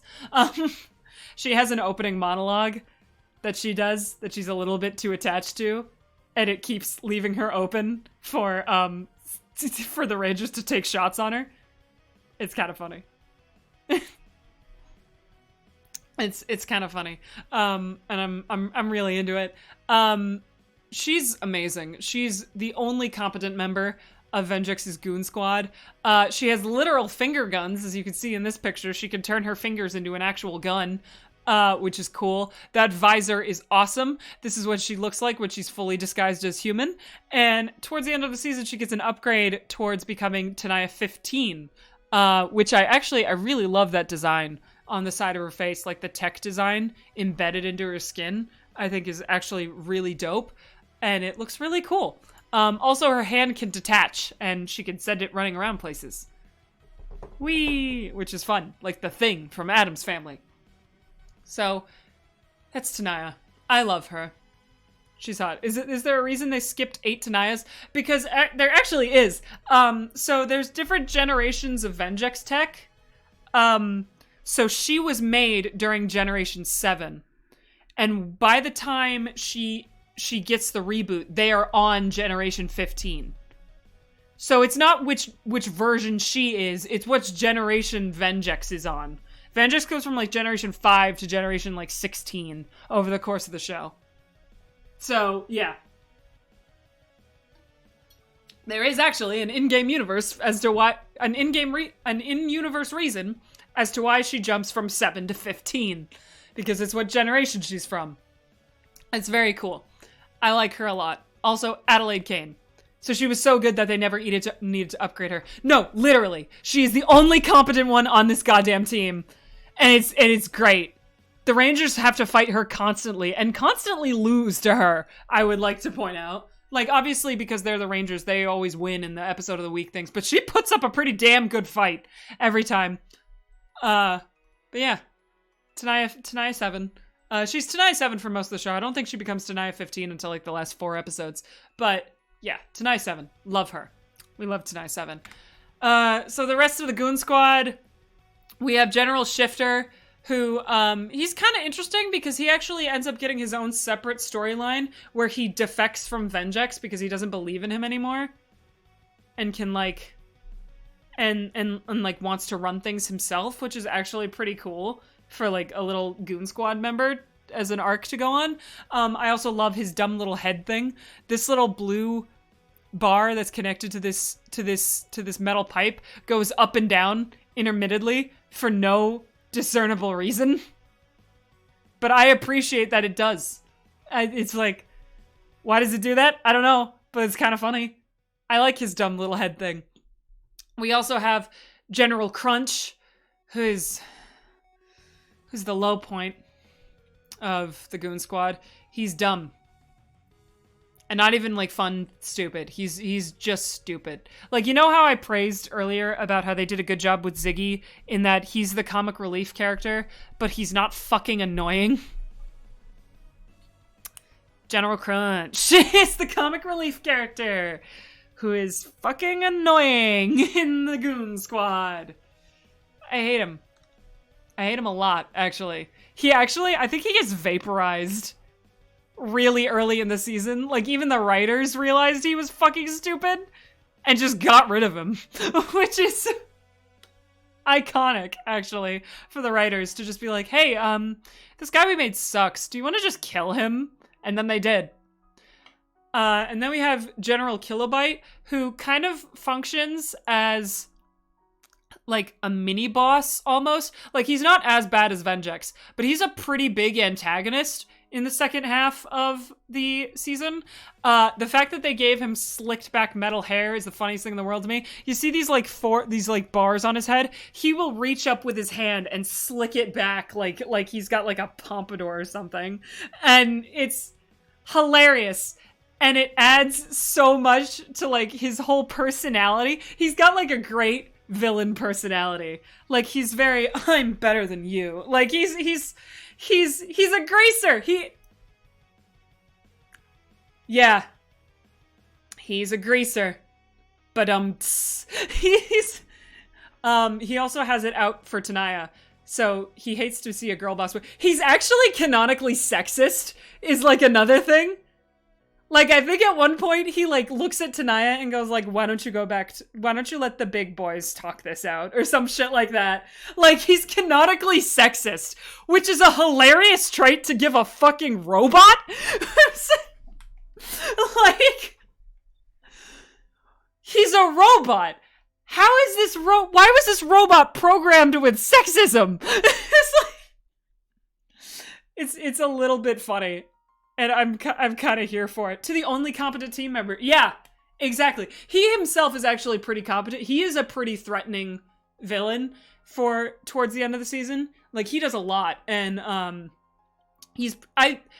think he works very well as a villain. It's just hysterical to me that he has slicked back hair and was programmed with sexism. Why did they do that? Vengex, why did you do this? Also, I once saw a funny Tumblr post. I couldn't find it because I was going to put it in this actual presentation, but I couldn't find it again, where someone pointed out, like, if they're all Vengex robots, and the Vengex virus is what built they're all Vengex. So are these just, like, different portions of Vengex that are broken up? Why does the virus sass itself? Like... Shouldn't they be a hive mind situation if this is all one virus? But no, they're separate robots with separate personalities. Same virus, different people. But no, I love it. I think it's great. So that's the characters of RPM. So now we're gonna get into the other reasons to watch RPM if you're a coward who can't admit to yourself that Power Rangers is already cool. If you need more reasons other than the amazing characters I've already shown you so far, let's get going. So, something very cool about this season of RPM. This is just me being a production nerd. So showrunners went off once Disney let go of the reins. How Power Rangers normally works is that there will be a version of that same season that was done in Japan for the Super Sentai version. And what they'll do, they'll have the same suits, they'll have the same big robots. So what they'll do is they will rip the suit fight scenes and the big robot fight scenes directly from the show, from the Japanese version, and just write the American version around those fight scenes. The RPM writers didn't do that. The RPM writers just decided, fuck that, actually, and created their own big robot fights, as well as I think they choreographed the suit fights themselves as well. They filmed, so all of the fight scenes in RPM, at least in the first half of the season, I don't know when the cutoff is, are completely originally made for the American version of RPM. Like, there is a Japanese version of RPM called, I think it's called Go Onger or something. I don't know much about the Japanese version, to be fair, but so they're different. They're different fight scenes, and they're made specifically for the American version, which is very cool. The silly googly eyes on the chest. Yeah, the way the Zords come together is very funny. Because that's Scott's, that's Summers, and then Flynn makes up the entire bottom half by himself. There's a mismatch of stock footage and original footage. Yeah, which Power Rangers doesn't typically do. The thing about that is it meant they went crazy over budget every single episode because they weren't just pulling from Go Onger, and they were filming all new fight scenes. And so the showrunners of RPM actually got fired like halfway through this season, which is so sad. But they went off when they had the time, and I respect that. In Go Onger, the Zords talk. I am so glad the RPM showrunners decided to do what they wanted with this show. The stream's been going for an hour and a half. I have a lot to say, Toby! I have a lot to say. I have so much love in my heart for RPM. And I need everyone to know about all the love in my heart I hold for Power Rangers RPM. Greatest show ever made. All right. So yeah, I think the fight scenes are really cool and it's fun. It's fun to watch. It's just fun knowing that like, oh, cool. This is not just ripped straight from the Japanese version. It's been made specifically for this version. And I think that's very fun. Car cockpit epaulets. I just saw that. Don't worry about it. I've already gone into the Zords are dumb this season. We can ignore that. We can ignore that. That was the point of bringing it up, so we can ignore it. All right. Here's another reason why you should watch RPM. And it's one that I think that this chat in particular will connect with on a very deep level. This season is so fucking gay. This season is so gay. It's so queer. You could tell me any of the main 7 Rangers in this season are in any combo of polycule, and I would believe you. If you looked me dead in the eyes and you were like, yeah, Summer, Dylan, Scott, and Ziggy are all in one big polycule, or you were like, Flynn, Gemma, and Ziggy are in a polycule, or Scott and Dylan are dating, or my personal favorite combo is Dylan and Ziggy are dating, as you could probably tell by this screen, but you could tell me any combo, and I'd be like, yeah, fair. I see that. So we have some examples here. When you get into a prison fight against 9 other guys because they were picking on the guy who tried to steal your car yesterday. And the falling asleep holding hands is fun. I like this one. This is the episode where all the men get knocked out. I like this shot because you can kind of see Dylan's actor smiling a little bit. Like, you can tell they're doing this on purpose and they're laughing about it. And I think that's great. This moment here is from one of the episodes where Dylan gets taken over by the Vengex virus for a brief moment and is kicking ass. Ziggy runs up to him and like grabs him around the waist, and Dylan freezes. And Ziggy like pulls back and he goes, check it out. His deep feelings for me are overriding the program. And you're like, huh? What? And it ends in a punchline because Dylan immediately like punches him in the stomach and like falls over. But he did stop.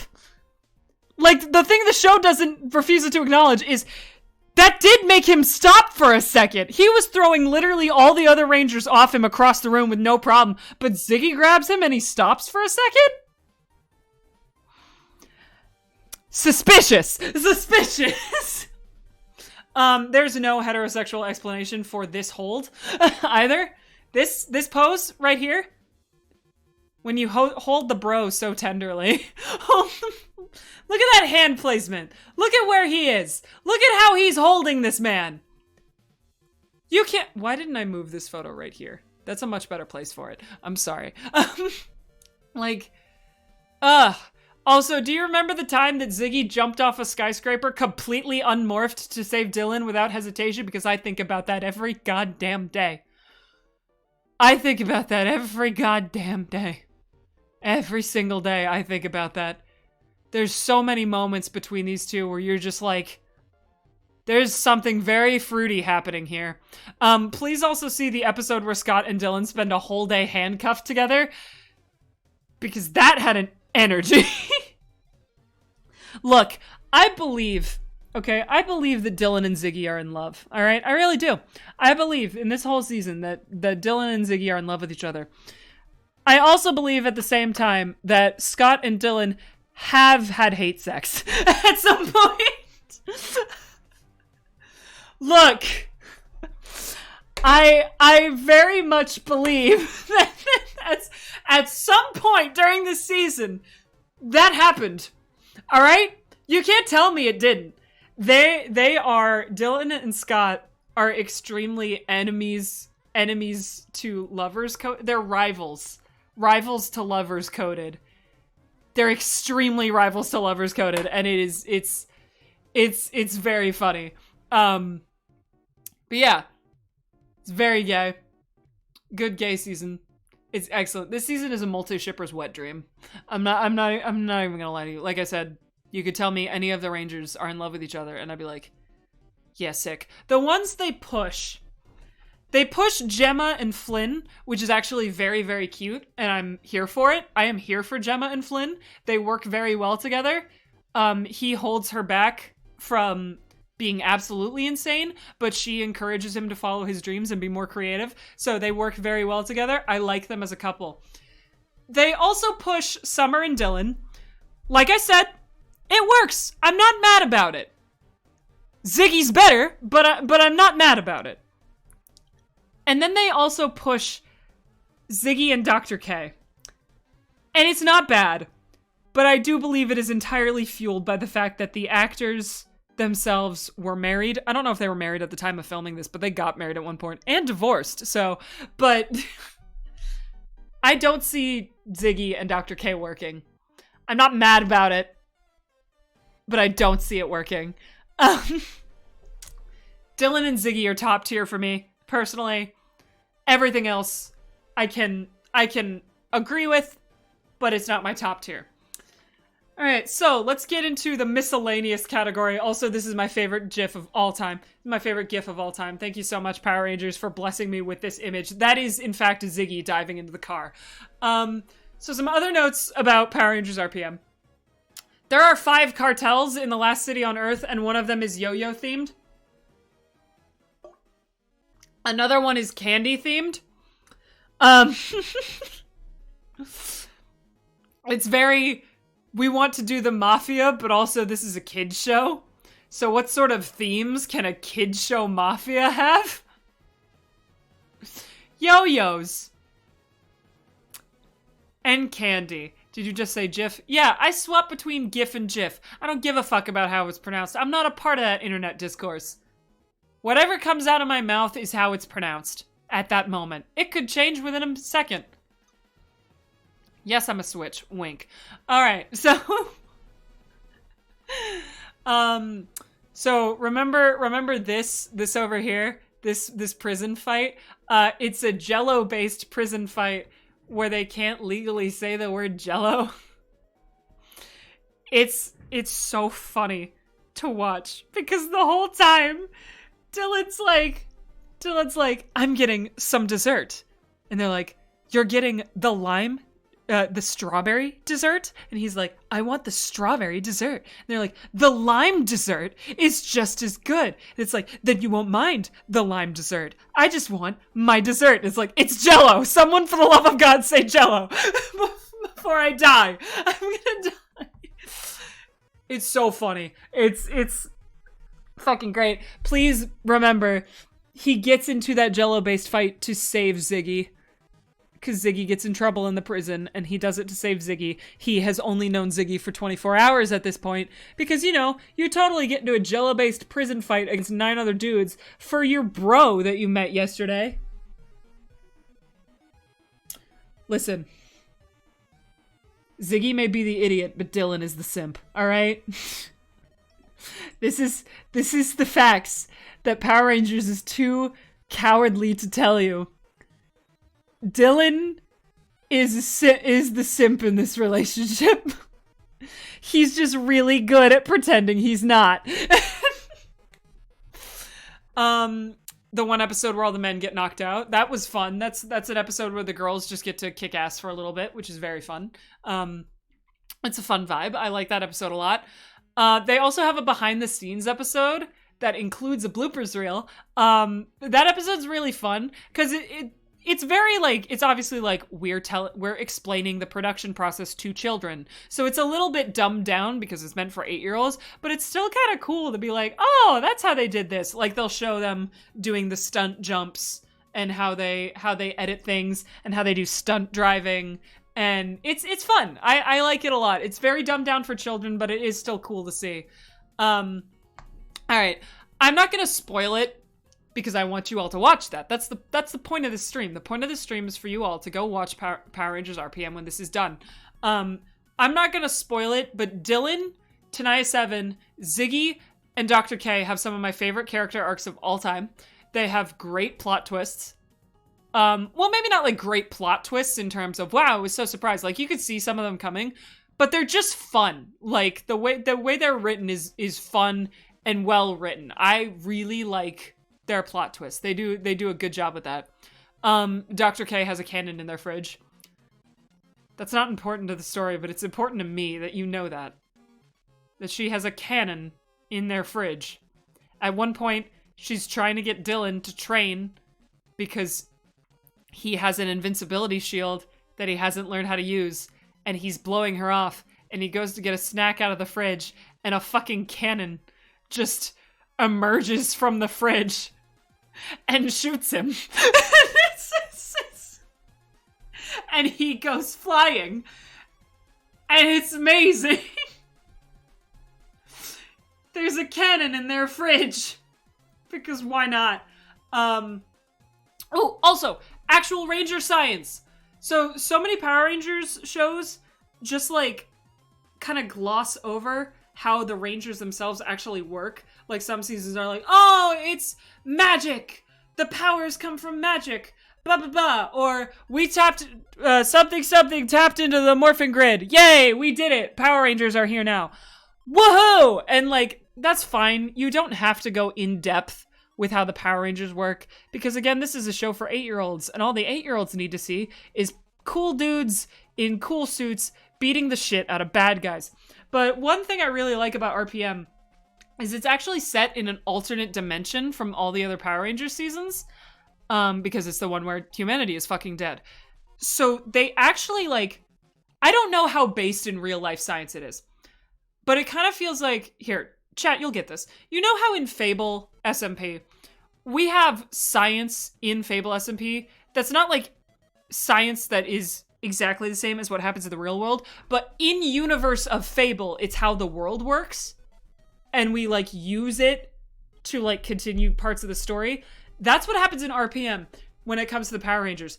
Dr. K invented them. Like, yes, she tapped into the morphing grid, but she like invented them, and like very often goes into the science behind how they work. Like, that's a lot of her lines is explaining, like, this is how this works, this is how that works. Like, the suits are real. When they're not being used, the suits are like in display cases in her lab. The suits are real. Like, they're not just something that zaps onto them. And you don't immediately become a better fighter because you're wearing the suit. Please go back and see my discussion about how Ziggy gets progressively better in the suit, but he starts off terribly. You don't get better. Like, you have to go through tests to see if you're ready to become a Power Ranger. Like, they have specific body tests and like physical and mental tests to see if you're ready. And like, they like, there's actual real Power Rangers science behind it that they discuss. And it's cool. It's cool that they did that because it just adds another layer to this world and makes it feel more real. That's what's really nice about this Power Ranger season, is a lot of it feels real because they layer in so many details like this and have such expansive characters who like have so much depth to them. They feel like real people. It feels like a real situation until you see how fucking stupid the robot looks. But that's just how the robots look. It's not the show's fault for that. But yeah, it's really cool. I like that a lot. I like the scientific aspect of RPM and what Dr. K brings to the table as a mentor. It also does something that I really appreciate that not a lot of other Power Ranger seasons do. It's Power Rangers RPM. All of their weapons are like sort of car-based. Like, there's a street saber, there's a zip charger that's just a little car. They're driving animal cars, stuff like that. It's very car-based. Now, most other Power Ranger seasons, they have like a theme, and they just build off that theme. Like, if we talk about Jungle Fury, it's all animals. Like, it all comes back to the idea of spirit animals. That's the theme of the season, is that everybody has a spirit animal, and it's your animal spirit that you can unleash, and that's what powers the Power Rangers, that's what powers the Zords, that's what powers everything. Or like Mystic Force, it's all magic, done poorly, but it's all magic. Or the classic Power Rangers, it's all dinosaurs. Or Dino Thunder, it's all dinosaurs. Like, mostly Power Rangers, you know what you're getting into based off the fucking title, because they'll just go all in on the title. This is like the only Power Ranger season where the theme of the Rangers is cars, but they go so much further beyond just being, this season is a car season. Like, yeah, Scott and Dylan get into fights over cars, and their base is called the garage. But other than that, it's like, yeah, we have cars. Anyway, the computer virus that's taking over the world right now is a bigger issue. And it works better that way. Because then you also don't have to talk about why the fuck is Dylan driving a cop car that is also a dog.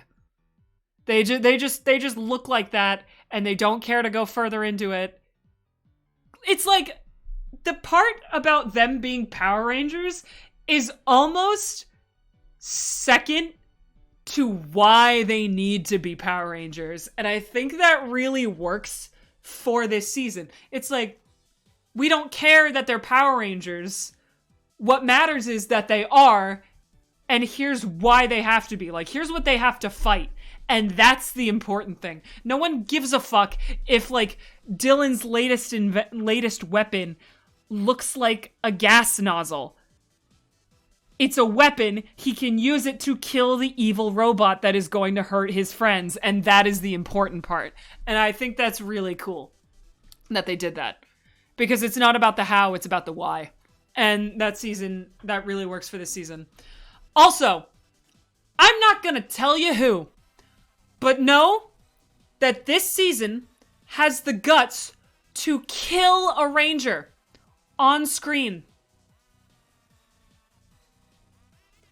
A Ranger fucking dies this season, and it is very rare that they do that.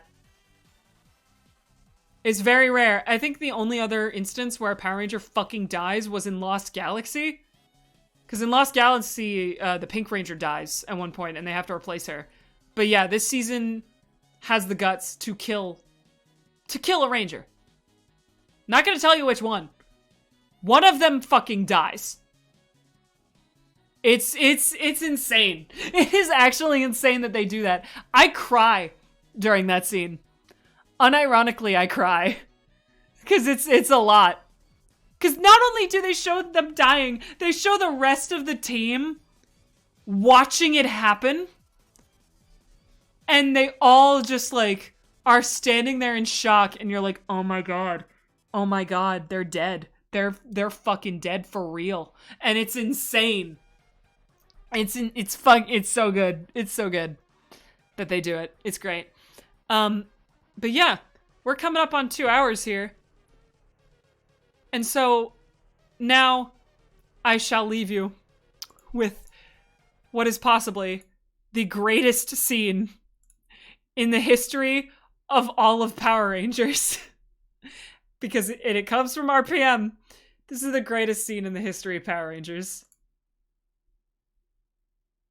Are you gonna play? Oh, please play.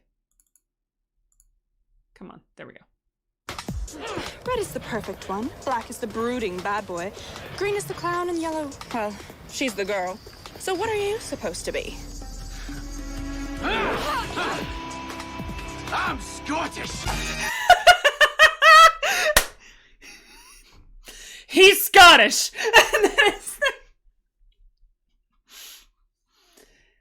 Greatest fucking scene in all of Power Ranger history. So yeah, please watch RPM. It's all on YouTube entirely for free. They put it up last December. The official Power Rangers account put the entirety of RPM up on YouTube for free.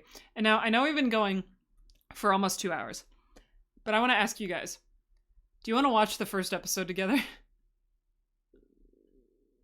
Do you want to watch the first episode together? Because I'll do that right now. I will sit down and I will watch the first episode of RPM with you guys. Just so just so, because you need to know, the first episode is my favorite episode of Power Rangers.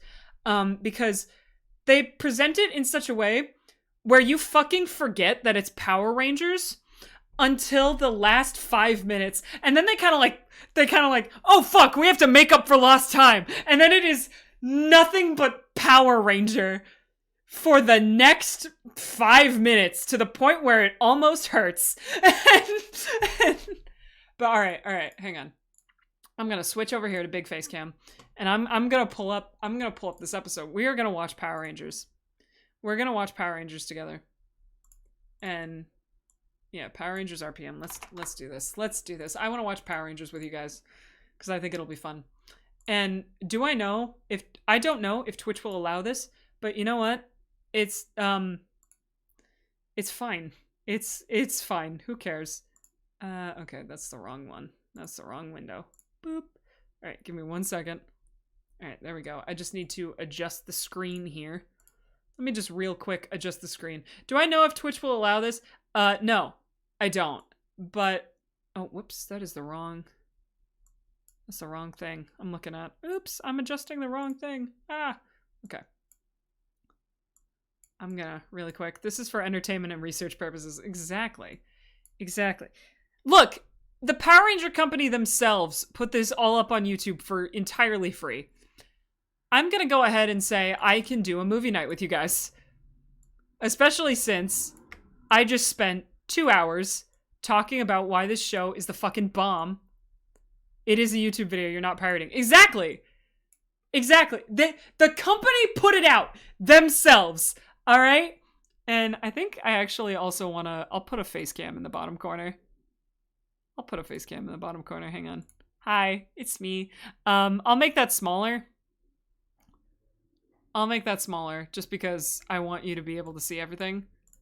But, oh man, it's fun. Hang on. I'll make this a little bit smaller. The mouse has no claim to Power Rangers anymore. Exactly. Who gives a fuck what the mouse thinks? They gave it up! Alright? The reason this season is so good is because they didn't want it anymore. They didn't cherish what they had. Alright, is that small enough? Is that good? Is that small enough where, like, I'm here, you can see me, hello, but also the screen's not blocked? Okay. I'll take that as a yes. We're gonna watch some Power Rangers. I'm gonna, like, half the volume. You guys let me know if it's too much. But yeah, this is entirely all on YouTube under the Power Rangers, website, under the Power Rangers channel. Sorry, Power Rangers Official has the entirety of Power Rangers RPM uploaded. I highly recommend going to watch it. And also, I really appreciate that that's how they do it now, because I have the DVD copy of Power Rangers RPM, and the fact that it's on YouTube now means I don't have to bring this to people's homes when I want them to see Power Rangers. Seriously, Power Ranger Nerd Out collab stream when? We should do that, Twitch, unironically. It's been, the only thing about it is it has been a while since I've seen any season aside from RPM, because it's my favorite season, so it's the one I keep watching. I also haven't, the only season I've seen from Ninja Storm up through Super Samurai. Everything else outside of there I haven't seen. But I would love to nerd out about Power Rangers with you. Anyway, we're doing movie night. Let's watch Power Rangers. Let me know if the volume sucks. A computer virus has built armies of robotic soldiers and taken control of our world. But there is still one place we can be safe. God, I need water. I need to rest my The throat. domed city of Corinth. And the only hope we have left is...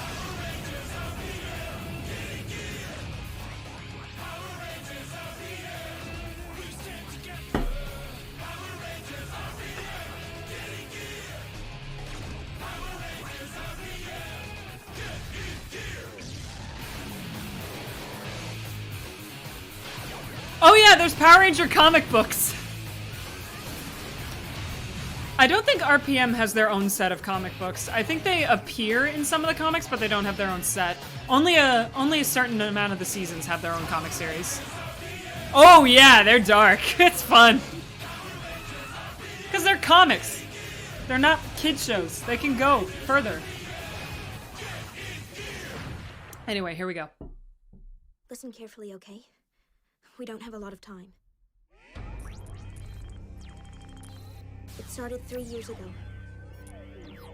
The World Internet Federation reported the appearance of an aggressive new computer worm, Venjix virus. Okay, the caption A sucks, year sorry. later, it was estimated that Venjix had already infected 37% of the world's computer systems. By then, it was too late. Venjix took control of the world's communication, power, and defense systems. It built armies of advanced robotic soldiers that laid waste to everything in their path. There was no stopping them, and Venjix declared victory. I am Venjix. Your world is now my world, and your time is now over. But it's not over. Not yet. If you can hear my voice, please go now to the domed city of Corinth. It's the only place we can be safe. But you have to make it inside the city walls before the defense shield is activated. Please, hurry. CGI is my passion.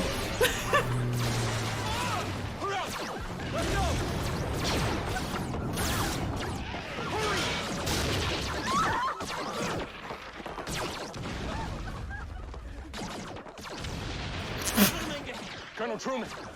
Colonel Truman! Easy, son. Get yourself together and give me a proper report. Yes, sir. They broke through the west corridor into Zone Delta, sir. Can't hold them off.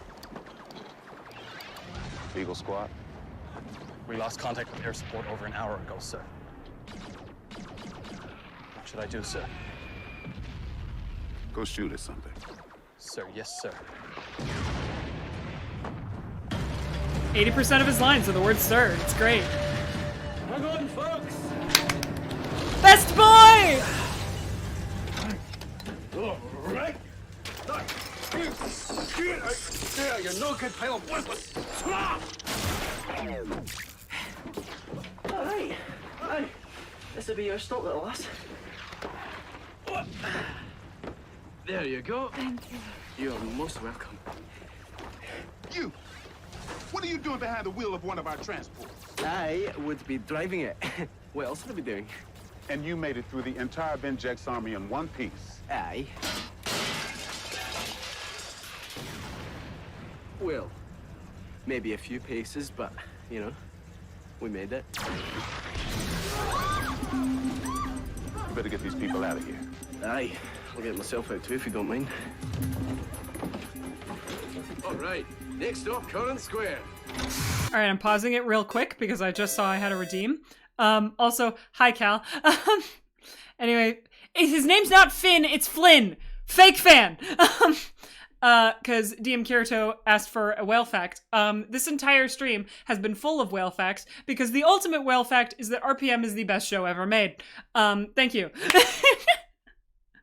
But anyway, let's get back into it. Let's get back into it.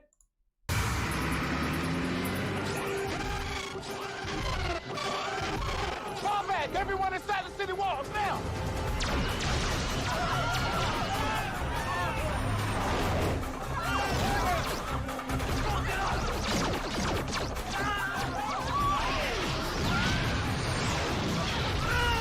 Also, hi, Katho. We had the presentation, now we're watching the first episode.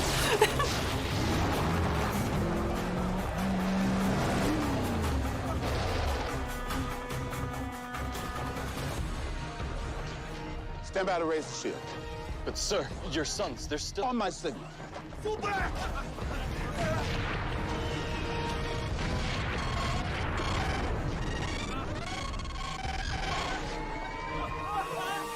Seal all city gates. Raise the shields. Seal all city gates. Activate defense dome. All raised.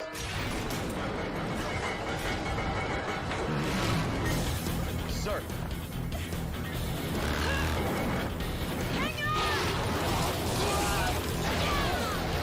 Woo! Activating city shield. That looked fake as fuck, but I don't care. Secure the area.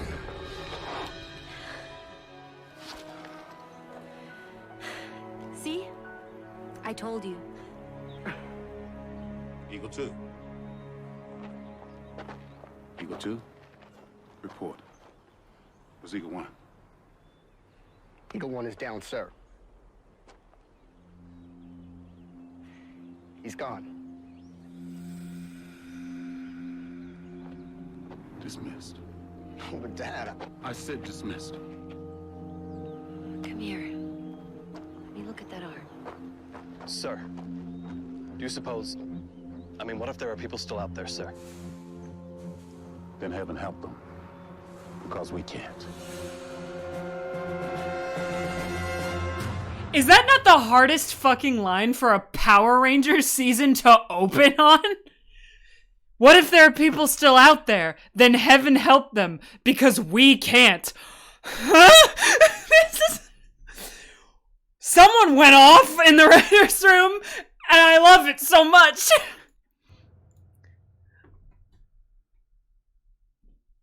Yeah, RPM was meant to be the last season. And someone just went off, and it's so good. In Power Rangers? I know!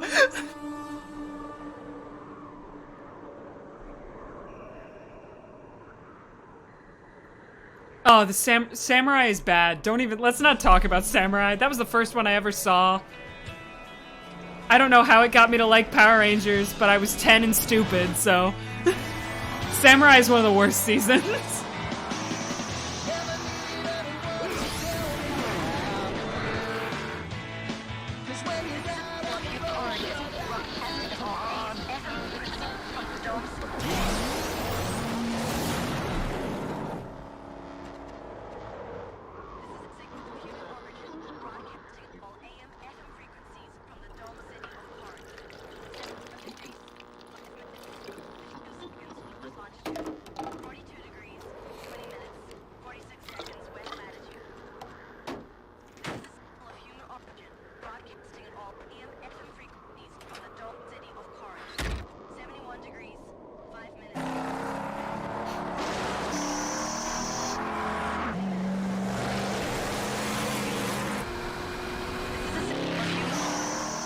Everybody point and laugh at how old Twitch is.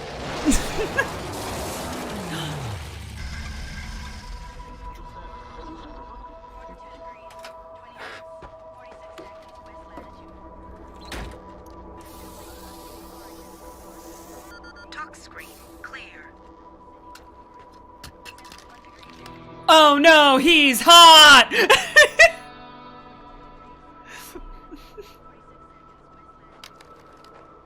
I had a friend watch this and that was legitimately his reaction when he first saw that. Just, oh no, he's hot! And I was like, yeah!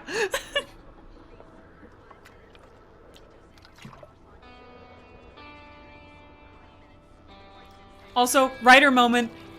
This is his save the cat moment. Dylan has his save the cat moment, and as a writer, I love that. That they gave him that, and they know about that.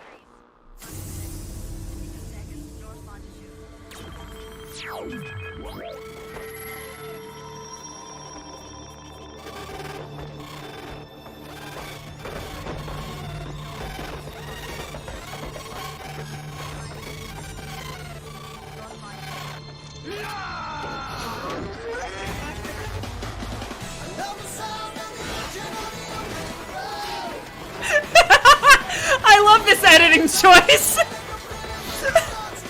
Like, let's not show the fight. Let's just look at the flower.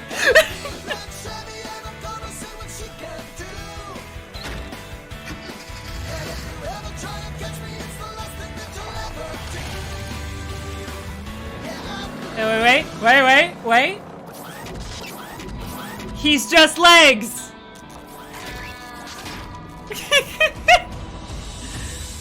I love that detail. Oh, here we go. Here we go. Power couple is about to come together. I have this whole scene memorized. I hope you know. Oh yeah, other detail. Real fast. Other detail that I think is super funny.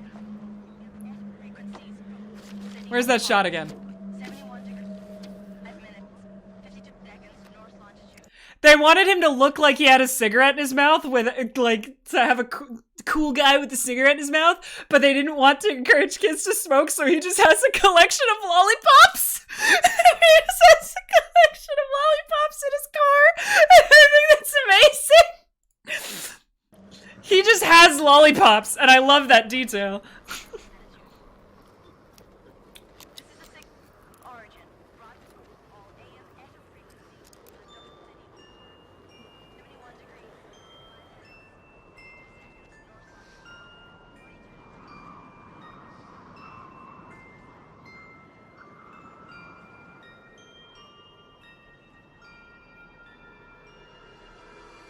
Hold it right there. Eyes front. Hands up. Hands up. Where I can see them. Okay now, my friend. We can do this the easy way or the hard way. I'm gonna count. No. Wait, what no? How can you say no? I haven't even told you my demands yet. Now you made me lose my train of thought. You want to start over? No. Let's just keep going. I need to take your car. Well, let's say borrow. I need to borrow your car, okay? That sounds better. And those are your demands, huh? Yeah, non-negotiable. Can I say something now? Sure. No. Okay. It's fine, you know. See, I wasn't gonna bring this up because it's kind of rude, but I'm the one holding the blaster here. Plus, I'm a desperate and dangerous... You're not holding a blaster. I think I am. What else would it be? Feels like a 4.5-inch outtake muffler. Kind of like the one you might have pulled off that rig over there. Maybe. I mean, that's an interesting theory, but a smart guy like me, he might disguise his blaster. Wait, okay, not the face, all right? Any food, water, gas? No, that's some of the other stuff I was planning to borrow from you. Okay. Whoa, where are you going? You can't leave me here. 71 degrees, 5 minutes. Is it just me, or does Ziggy have Ven energy? You're looking for Corinth City. Am I right? Yeah, sure. I mean, the radiation makes the compass go all screwy. Messes with the radio frequencies, too. Very hard to find your way. Fortunately for you, I can take you there. If you knew what Corinth was, you'd be there. I was. I mean, I just came from there. Look, I'm serious. See? Corinth Citizen ID. Ziggy? Your name is Ziggy. Yep. That's me. What you doing out here, Ziggy? You know, that's a long story. I'd be happy to tell you the whole thing on the way. Or maybe I could just get in and keep my mouth shut. Yeah, the second one.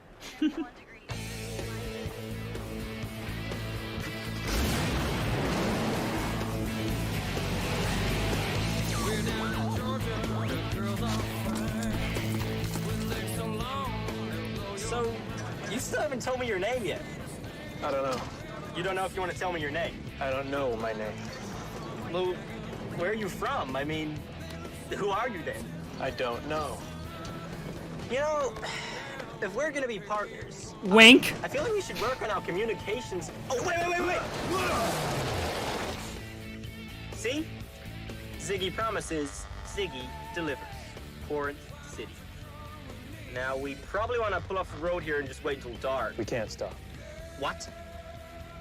We're running on fumes. If I kill the engine now, I may not be able to start it again. No, this is a joke, right? You're not serious.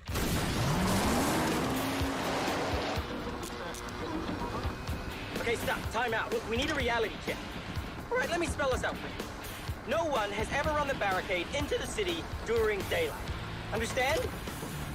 No one. Well, I'm about as close to no one as you're ever gonna meet. Okay, you know what? You can drop me off anywhere along here. Or here, or here. There! Ah, that spot would have been really good.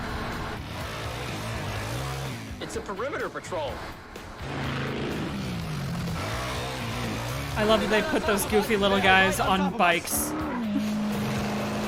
Hand me that. What, this? You mean this? Can you be more specific? This, you mean this? You do not mean this. Okay. Okay, this isn't happening. I'm running the Vengeance barricade in broad daylight with Willy Wonka at the wheel. Top tier writing. 10 out of 10. Oh, here we go.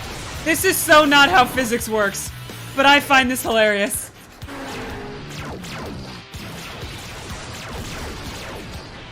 Okay.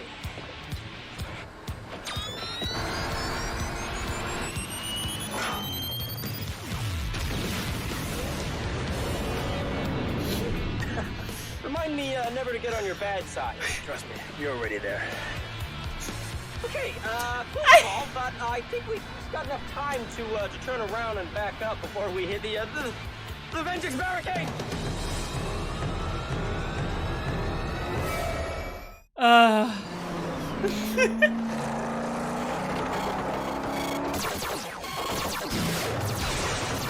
Yeah, it was, Cal. You're right. We can still turn back. We can still turn back. We can still turn back.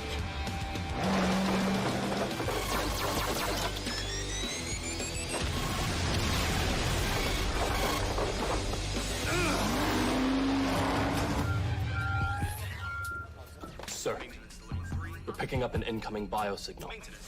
Outside the dome, sir. Gasp! Talk to me, Vasquez. It's a single vehicle, driving straight through the middle of the Vengeance barricade.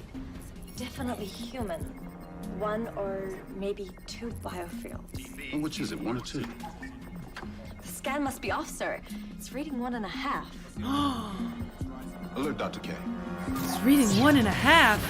Oh, yeah, we're about to be violently reminded that this is Power Rangers. The villains are about to be very Power Ranger villains, okay? Just go with it. It's fine. Your most exalted vengeanceness. We have a human target approaching the city's barricades. We're gonna blow it to teeny tiny bits, right? Please? Of course. I always enjoy a little target practice. I never learned to play a musical instrument. Amazing cut. Always wanted to, you know? Who knows? I could have been the greatest clarinet player in the world. Hand me more thermix charges. It's not good, is it? And that's gonna be worse. Call me Dylan. What? I love that reaction. What? My name.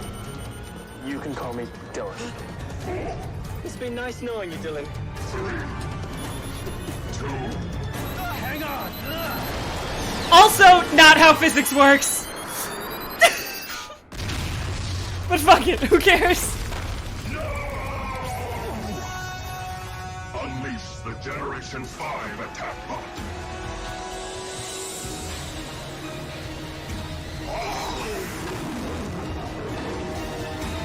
Oh my god, look at that thing.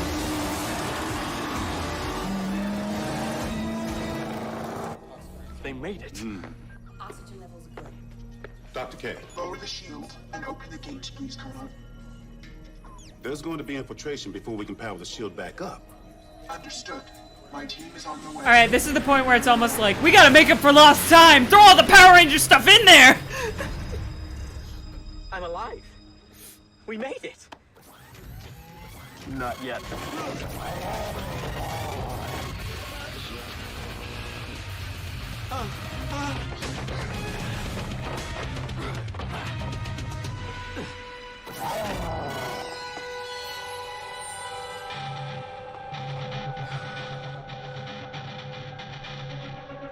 Hot people have arrived on the scene!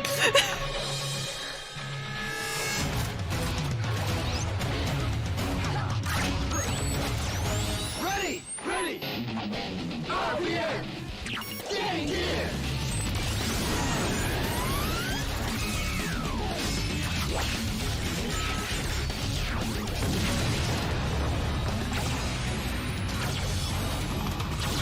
Rangers, baby!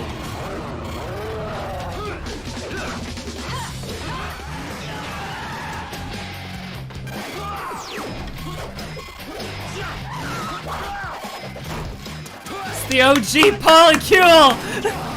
Let's rev it up! Engine cell, activate! God, look at that gun. Look at how fucking stupid that gun looks. Nitro sword! Look at how fucking stupid that sword looks.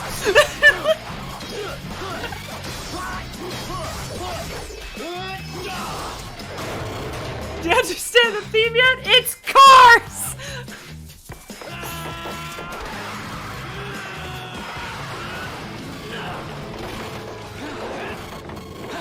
Bus pants.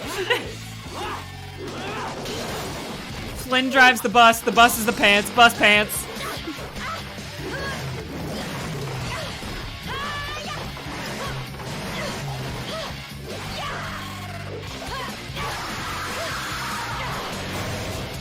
I do love that the tires rotate and burn things. That's kind of fun.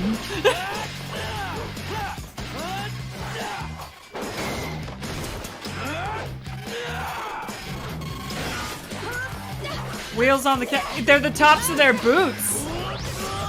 Get it?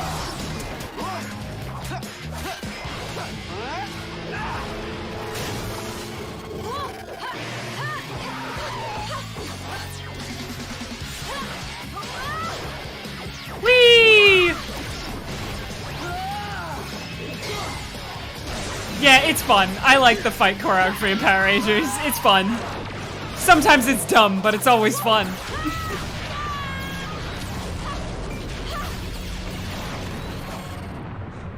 Also, she's a badass.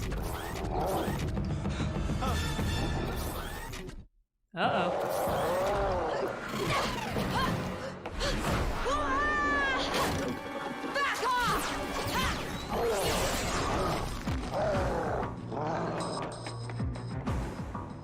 You okay? Yeah.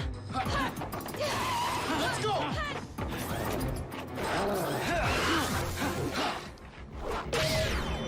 You ready to see the dumbest shit you've ever seen in your life? Now that's what I'm talking about. Go Rangers! Street Saber. Turbo Cutter. God, those weapons. Wait, go what? Rangers. Power Rangers. What's a Power Ranger? I love that that's where the first episode ends. What's a Power Ranger? He doesn't know what a Power Ranger is? Gasp! Oh my god! But yeah, so that's Power Rangers RPM. That's the first episode. And if that wasn't enough to make you kind of want to watch more, then you won't like it. I'll be real. If that wasn't enough to make you kind of want to watch the rest of it, you won't like it. Like, that's the best episode. That's my favorite one. I love that whole thing. It's also really funny because in the first like half of the season, they focus primarily on like setting up the world and doing backstory stuff. So it's like they still do a monster of the week, but the monster of the week is almost an afterthought. Like, oh yeah, we'll throw them in there somewhere because we want to get to the backstory shit. We don't care about the monster of the week. We're here for the backstory. So it's always like an afterthought about having the fight. Is very good. It's very good. Anyway, so this has been my presentation on why everybody should go watch Power Rangers RPM. Good show. Great show. It is only a matter of time until I make a Fable SMP Power Rangers AU. I hope you know. We should go do another watch through at some point because I don't have it. You don't need to have it, Cal! It's on YouTube! It's on YouTube for free! They did it entirely for free on YouTube! It's so great. But I have the DVD copy. I bought it. I have a digital copy on Amazon. I love Power Rangers RPM. It is so good. Very good. Everybody please watch Power Rangers RPM if you want to know what the best Power Ranger season is. You did give me this DVD, Cal. You did! Oh, I should turn on some music to end with since I think we're pretty much done.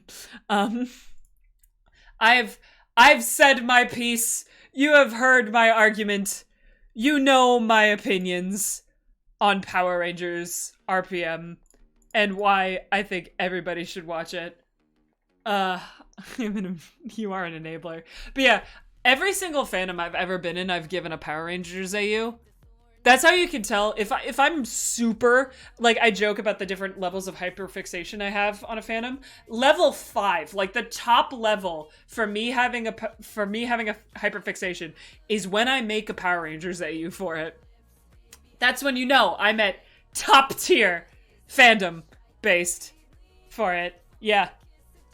Someday I'll make a Fable SMP Power Rangers AU. I should ask the other members of the cast about that. It's like, hey, who's gonna be who? Who's gonna be who? If a fandom gets a Power Rangers AU from me, it's probably sticking around for a while. Yep. I have, what Power Rangers AUs do I have?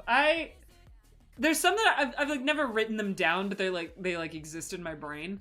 Let's see. I had a Sandersides one. I had an Adventure Zone one.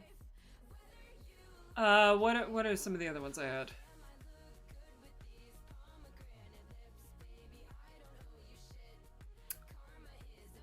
I had one.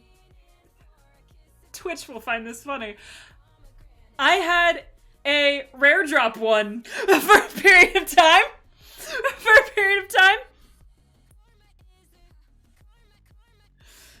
I did not have an Owl House or Gravity Falls one. I did have a rare drop one. Twitch is laughing. Twitch knows what that means. I had a rare drop one for a period of time. That was actually based off of RPM.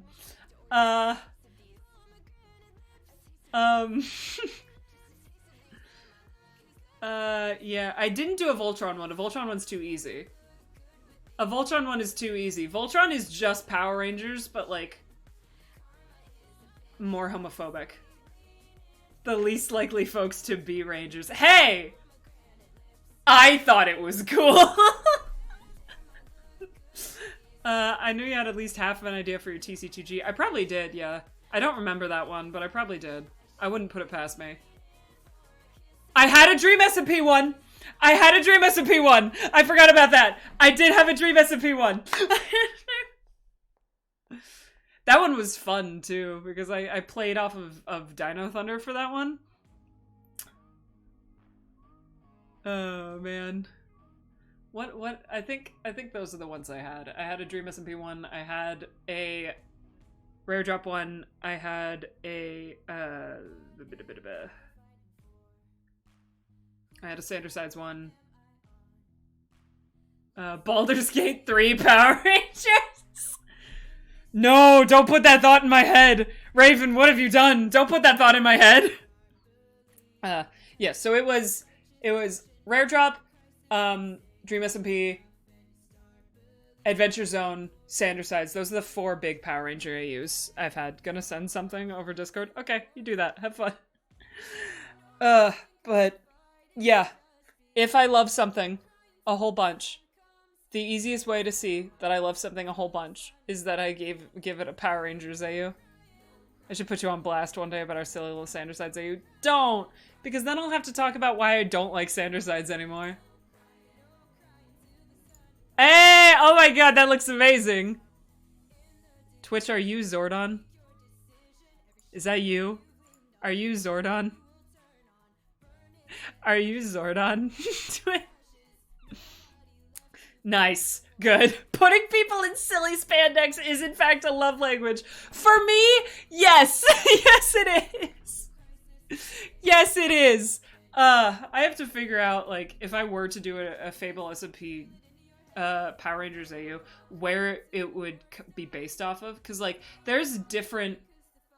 I like to think there's different versions of Power Rangers. There is, like, the teams known their Power Rangers forever. They get thrown into it one day by surprise. There's also everybody knows Power Rangers exist, and there's people don't know Power Rangers exist. There's people know who the Rangers' secret identities are. There's people don't. They're all in high school. They're all grown up. That's another thing I actually like about RPM that I forgot to mention. They're all adults.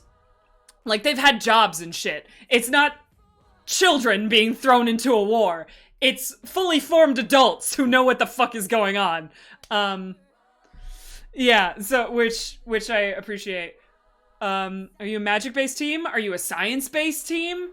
I mean, I feel like for Fable, it would have to be almost a combo. Like, magic that has science behind it, because that's how we do it in the actual show.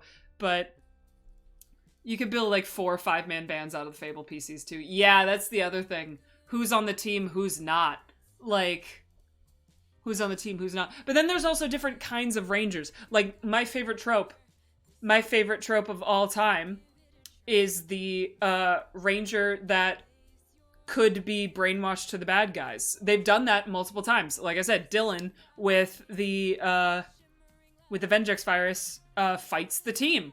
They also always, every single Power Ranger season has at least one episode where one of the team members has to fight them. That's always a theme. But sometimes they do like that's a specific character arc. It's for Dylan. Trent is the best example of it. Trent in Dino Thunder is the best example of Ranger that fights for the villains. It's very, very good. It's very good. I know it's just a throwback to Tommy, because that entire season is just a fan service season, but Trent is the best version of it. You want evil Rangers? Fucking yeah. Of course I do. That's my favorite concept, man. I love Rangers who are evil. And then slowly get transferred over to the team because the power of friendship. It's fun. No, Trent is great. The only reason I don't like Tommy more than I already do is I don't like Tommy. And that's not his fault. Look, just because you're here the longest does not make you the most interesting. And people seem to think he's the best Green Ranger, and he's not. That is Ziggy. Ziggy is the best Green Ranger. Also, Tommy can't figure out what fucking color he's supposed to be. No, the Psychos were created to do one thing, kill other Rangers. Yeah, I'll take those too. Those are fun. Those are also fun. Ziggy also actually shows progress. I talked about that, Cal. I talked about that and how much I love that. That Ziggy actually shows progress progressively over the course of the season. It's very good. It's so very good. It's one of his best attributes. But yes, I could probably sit here and talk about Power Rangers for a really long time. Fable SMP Rangers, I should do at some point. I don't know how, because there's so many of us. That's the problem. There's so many of us, it's difficult to figure out who's on the team and who's not. You have ideas now? Great. What have you joined to? The end screen, Soft. You've missed 2.5 hours of talking about nothing but Power Rangers. And it's been great. But I think I'm probably gonna send you guys off. I think it's time. I need to give my throat a break. Hey, Art! You appear at the end of it. Art! Fable SMP Power Rangers, what are your thoughts? Fable SMP, but they're Power Rangers, what are your thoughts? No, we did the whole Power Rangers RPM presentation. We watched the first episode, and now we're just talking about stuff. Homie, I hate to tell you. If you're about to tell me this is a bad idea, I'm throwing you out of this chat. I know nothing on Power Rangers. Alright, fair. I know so much about Power Rangers. I know more than I'm supposed to. Can I be yellow? See, that's the thing! I don't know. There's so many of us. Who's the main 5 team and who's like the bonus bitches that are like off to the side who like come in halfway through the season, and then who are the ones stuck being the mentor? Who's the villain? Oh, I can't talk too much about who I think would be the Power Rangers villain because I would accidentally spoil things. I canonically came in halfway through the season. You can't canonically come in halfway through the season if you're yellow, King. Yellow is always there at the start. If you're one of the primary colors, you are always there. Could you imagine, like, there was once an Orange Ranger. The largest Ranger team was, I think, 10. Yeah, that was like Dino Charge. I had like 13 fucking Rangers, which was insane. Oshi and Mambu should be the Rangers who are surprised halfway through, like Silver and Gold. That would be so cute. Unironically, that would be adorable. Here's the real question. Out of everybody in Fable SMP, who the hell is the Red Ranger? Who's the Red Ranger? Who's red? Who's the leader? Athena. That's a good argument. Caspian? No, Caspian's a good choice. See, Ray, I would initially go for it, but also Ray's not really a red aesthetic kind of person. Like, I don't know, man. I don't know. We got so many good options. Centros has to be, if we got evil rangers, we gotta go for Centros. Who gets turned around. Like, that would be so much fun as a thing for Centros to get the starts out as evil but gets turned around because power of friendship. Would be that's his character already. Pretty much. Because that's such a good trope. Centros and Ray are both good for black. Decide by a fight. Yeah. That'll be great. I really loved my Dream SMP concept because I went totally original for that one, where I made it like it was a family thing that was passed down through families, kind of like how Samurai did it, but better. Where like it was in one family, so like Phil was the Red Ranger, and then Will and Techno were yellow and blue, but then the whole season would revolve around Phil having passed down Red to Tommy, and Tommy having to figure out how the fuck to lead while also being new to this whole power thing. Which I really fucking like, actually, as a concept. Please, I am... Saban, if you're watching this, let me write a Power Ranger season. Let me write a Power Ranger season. I would go so off, and I would go over budget, and it would be the greatest season that has ever been written. And maybe kids shouldn't watch it. Yeah, like the roles being passed down was a cool thing. Hasbro, who owns it now? Right, sorry. Yeah, but Hasbro announced that that 2023 is going to be their last season. Hasbro said 2023 is their last season. So whoever gets it next, maybe I will. Maybe I'll rise from the ashes and be like, Power Rangers season 31. It's me. I will progress. Hey, company, hire me. I'll yoink your money and alienate the key demographic. It'll be good, though. It'll be good, though. It'll be a good damn season. No, look at me. Someone needs to make a really good version of Power Rangers for adults on the screen. Okay, because I know they tried with the movie. The movie was stupid. The live-action movie was bad. Okay? The live-action movie was bad. And entirely too Krispy Kreme focused. But no, what other shit? But yeah, so the whole idea was like, it was passed down through families. And then I was also gonna do this whole storyline where like Tubbo got green. Like he was adopted into the family. Like he's always been taught, but then he's like officially adopted when they give him the Green Ranger stuff. And I was gonna do Ronbu gets evil ranger that starts off evil but joins the team. I gave him the Trent storyline in which he is unaware that he's entirely unaware that he's a bad ranger. He just keeps waking up in places he didn't fall asleep and it's freaking him out really bad. And when he figures it out, he can get control back over it, because that's Trent's storyline and I love it so much. He eventually figures out how to get control back from it. So that was my Dream SMP one.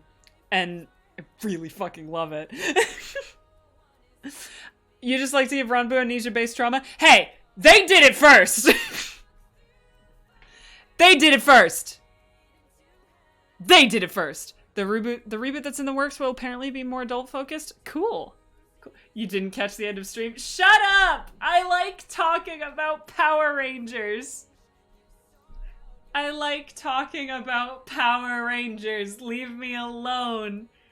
This is my hyperfixation. This is my one big hyperfixation that has like...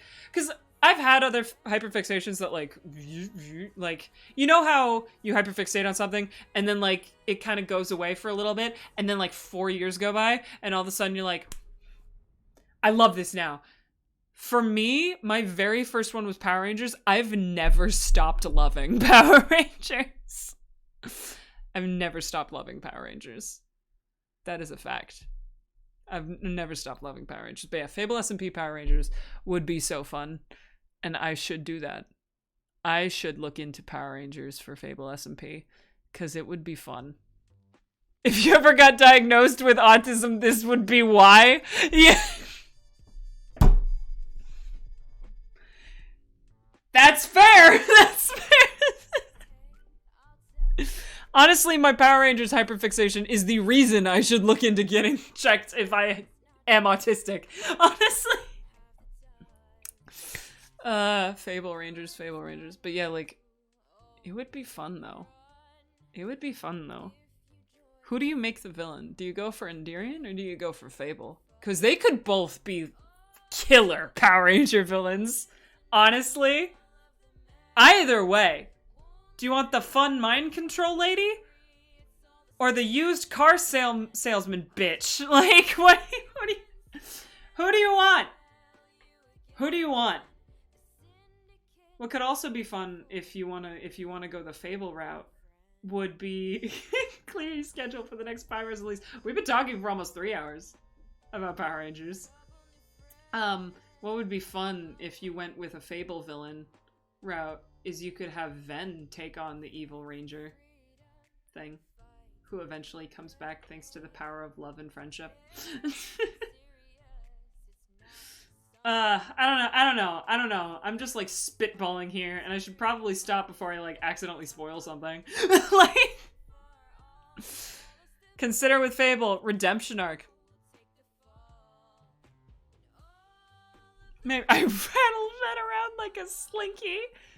I need to take a screenshot of that and send it to Ven. Has there been a Fable SMP FNAF AU? No, I have thought of one. And at one point I was like, Oshi, what if? And Oshi was like, stop. And I was like, okay. And I kept my mouth shut. Because I would like to posit Broders, but it's Michael and Crying Child. They have similar vibes. They have similar vibes. They have similar lives.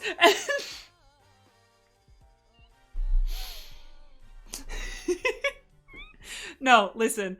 Oshi is right to shut me down. Occasionally, I need to be shut down. Occasionally, someone needs to look me in the eyes and go, stop. There was a FNAF AU once during a subathon, I believe. Sick. But no, look me in the eyes. Okay.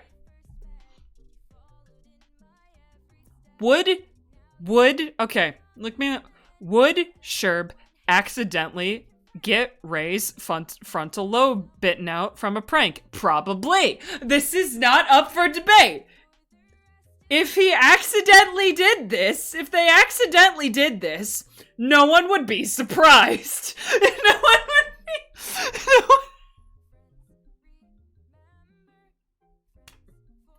Also, stares directly at the William and Michael look exactly like each other.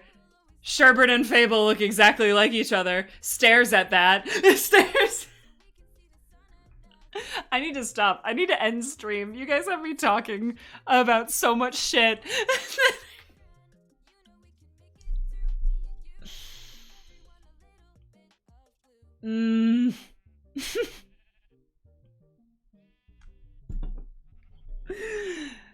You know when you go on a killing spree because your wife left you? No, I will not do Miraculous. Fuck Miraculous. Miraculous is the remnant of what I thought was cool when I was 12, and now I look back and I'm like, this is terrible. This is garbage. Miraculous enrages me now. Yeah, same. Like, that is an example of something where it's like, you know how, with most kid shows, say, I, as a functioning 22-year-old, should look back at Power Rangers and goes, oh, I like that as a kid, but I don't anymore, because it's bad. And I don't do that. Power Rangers Miraculous is the version of that where I actually do that. Where I actually do. go, Fable has that scene. Snow, I need you to know that post made me cry laughing at like 3 in the morning. Like, yeah, sometimes babies don't happen for 11 months. Sounds legit. I'll see you at I have more imperialism to do.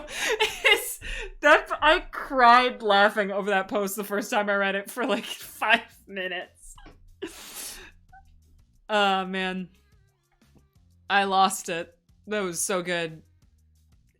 Snow, you are the comedy backbone of the Fable SMP community, and I hope you know that. Alright, yeah, okay. I have to leave. I should stop talking. We're coming up on 3 hours. I need to go. Who can I send you all to? I have to go. I have to go. Who can I send you all to? Who's live? Athena's live! You guys can go hang out with Athena and curse them with these thoughts. Oh, man. But anyway, I'm glad you guys have enjoyed my presentation on why you should watch Power Rangers RPM. I hope you all go watch Power Rangers RPM, and I will see you next time. Remember, cult time's on Saturday. If you want to join the cult and you're not yet, cult time's on Saturday, I think. I think that's what I'm going to be doing. But I will see you all later. Bye!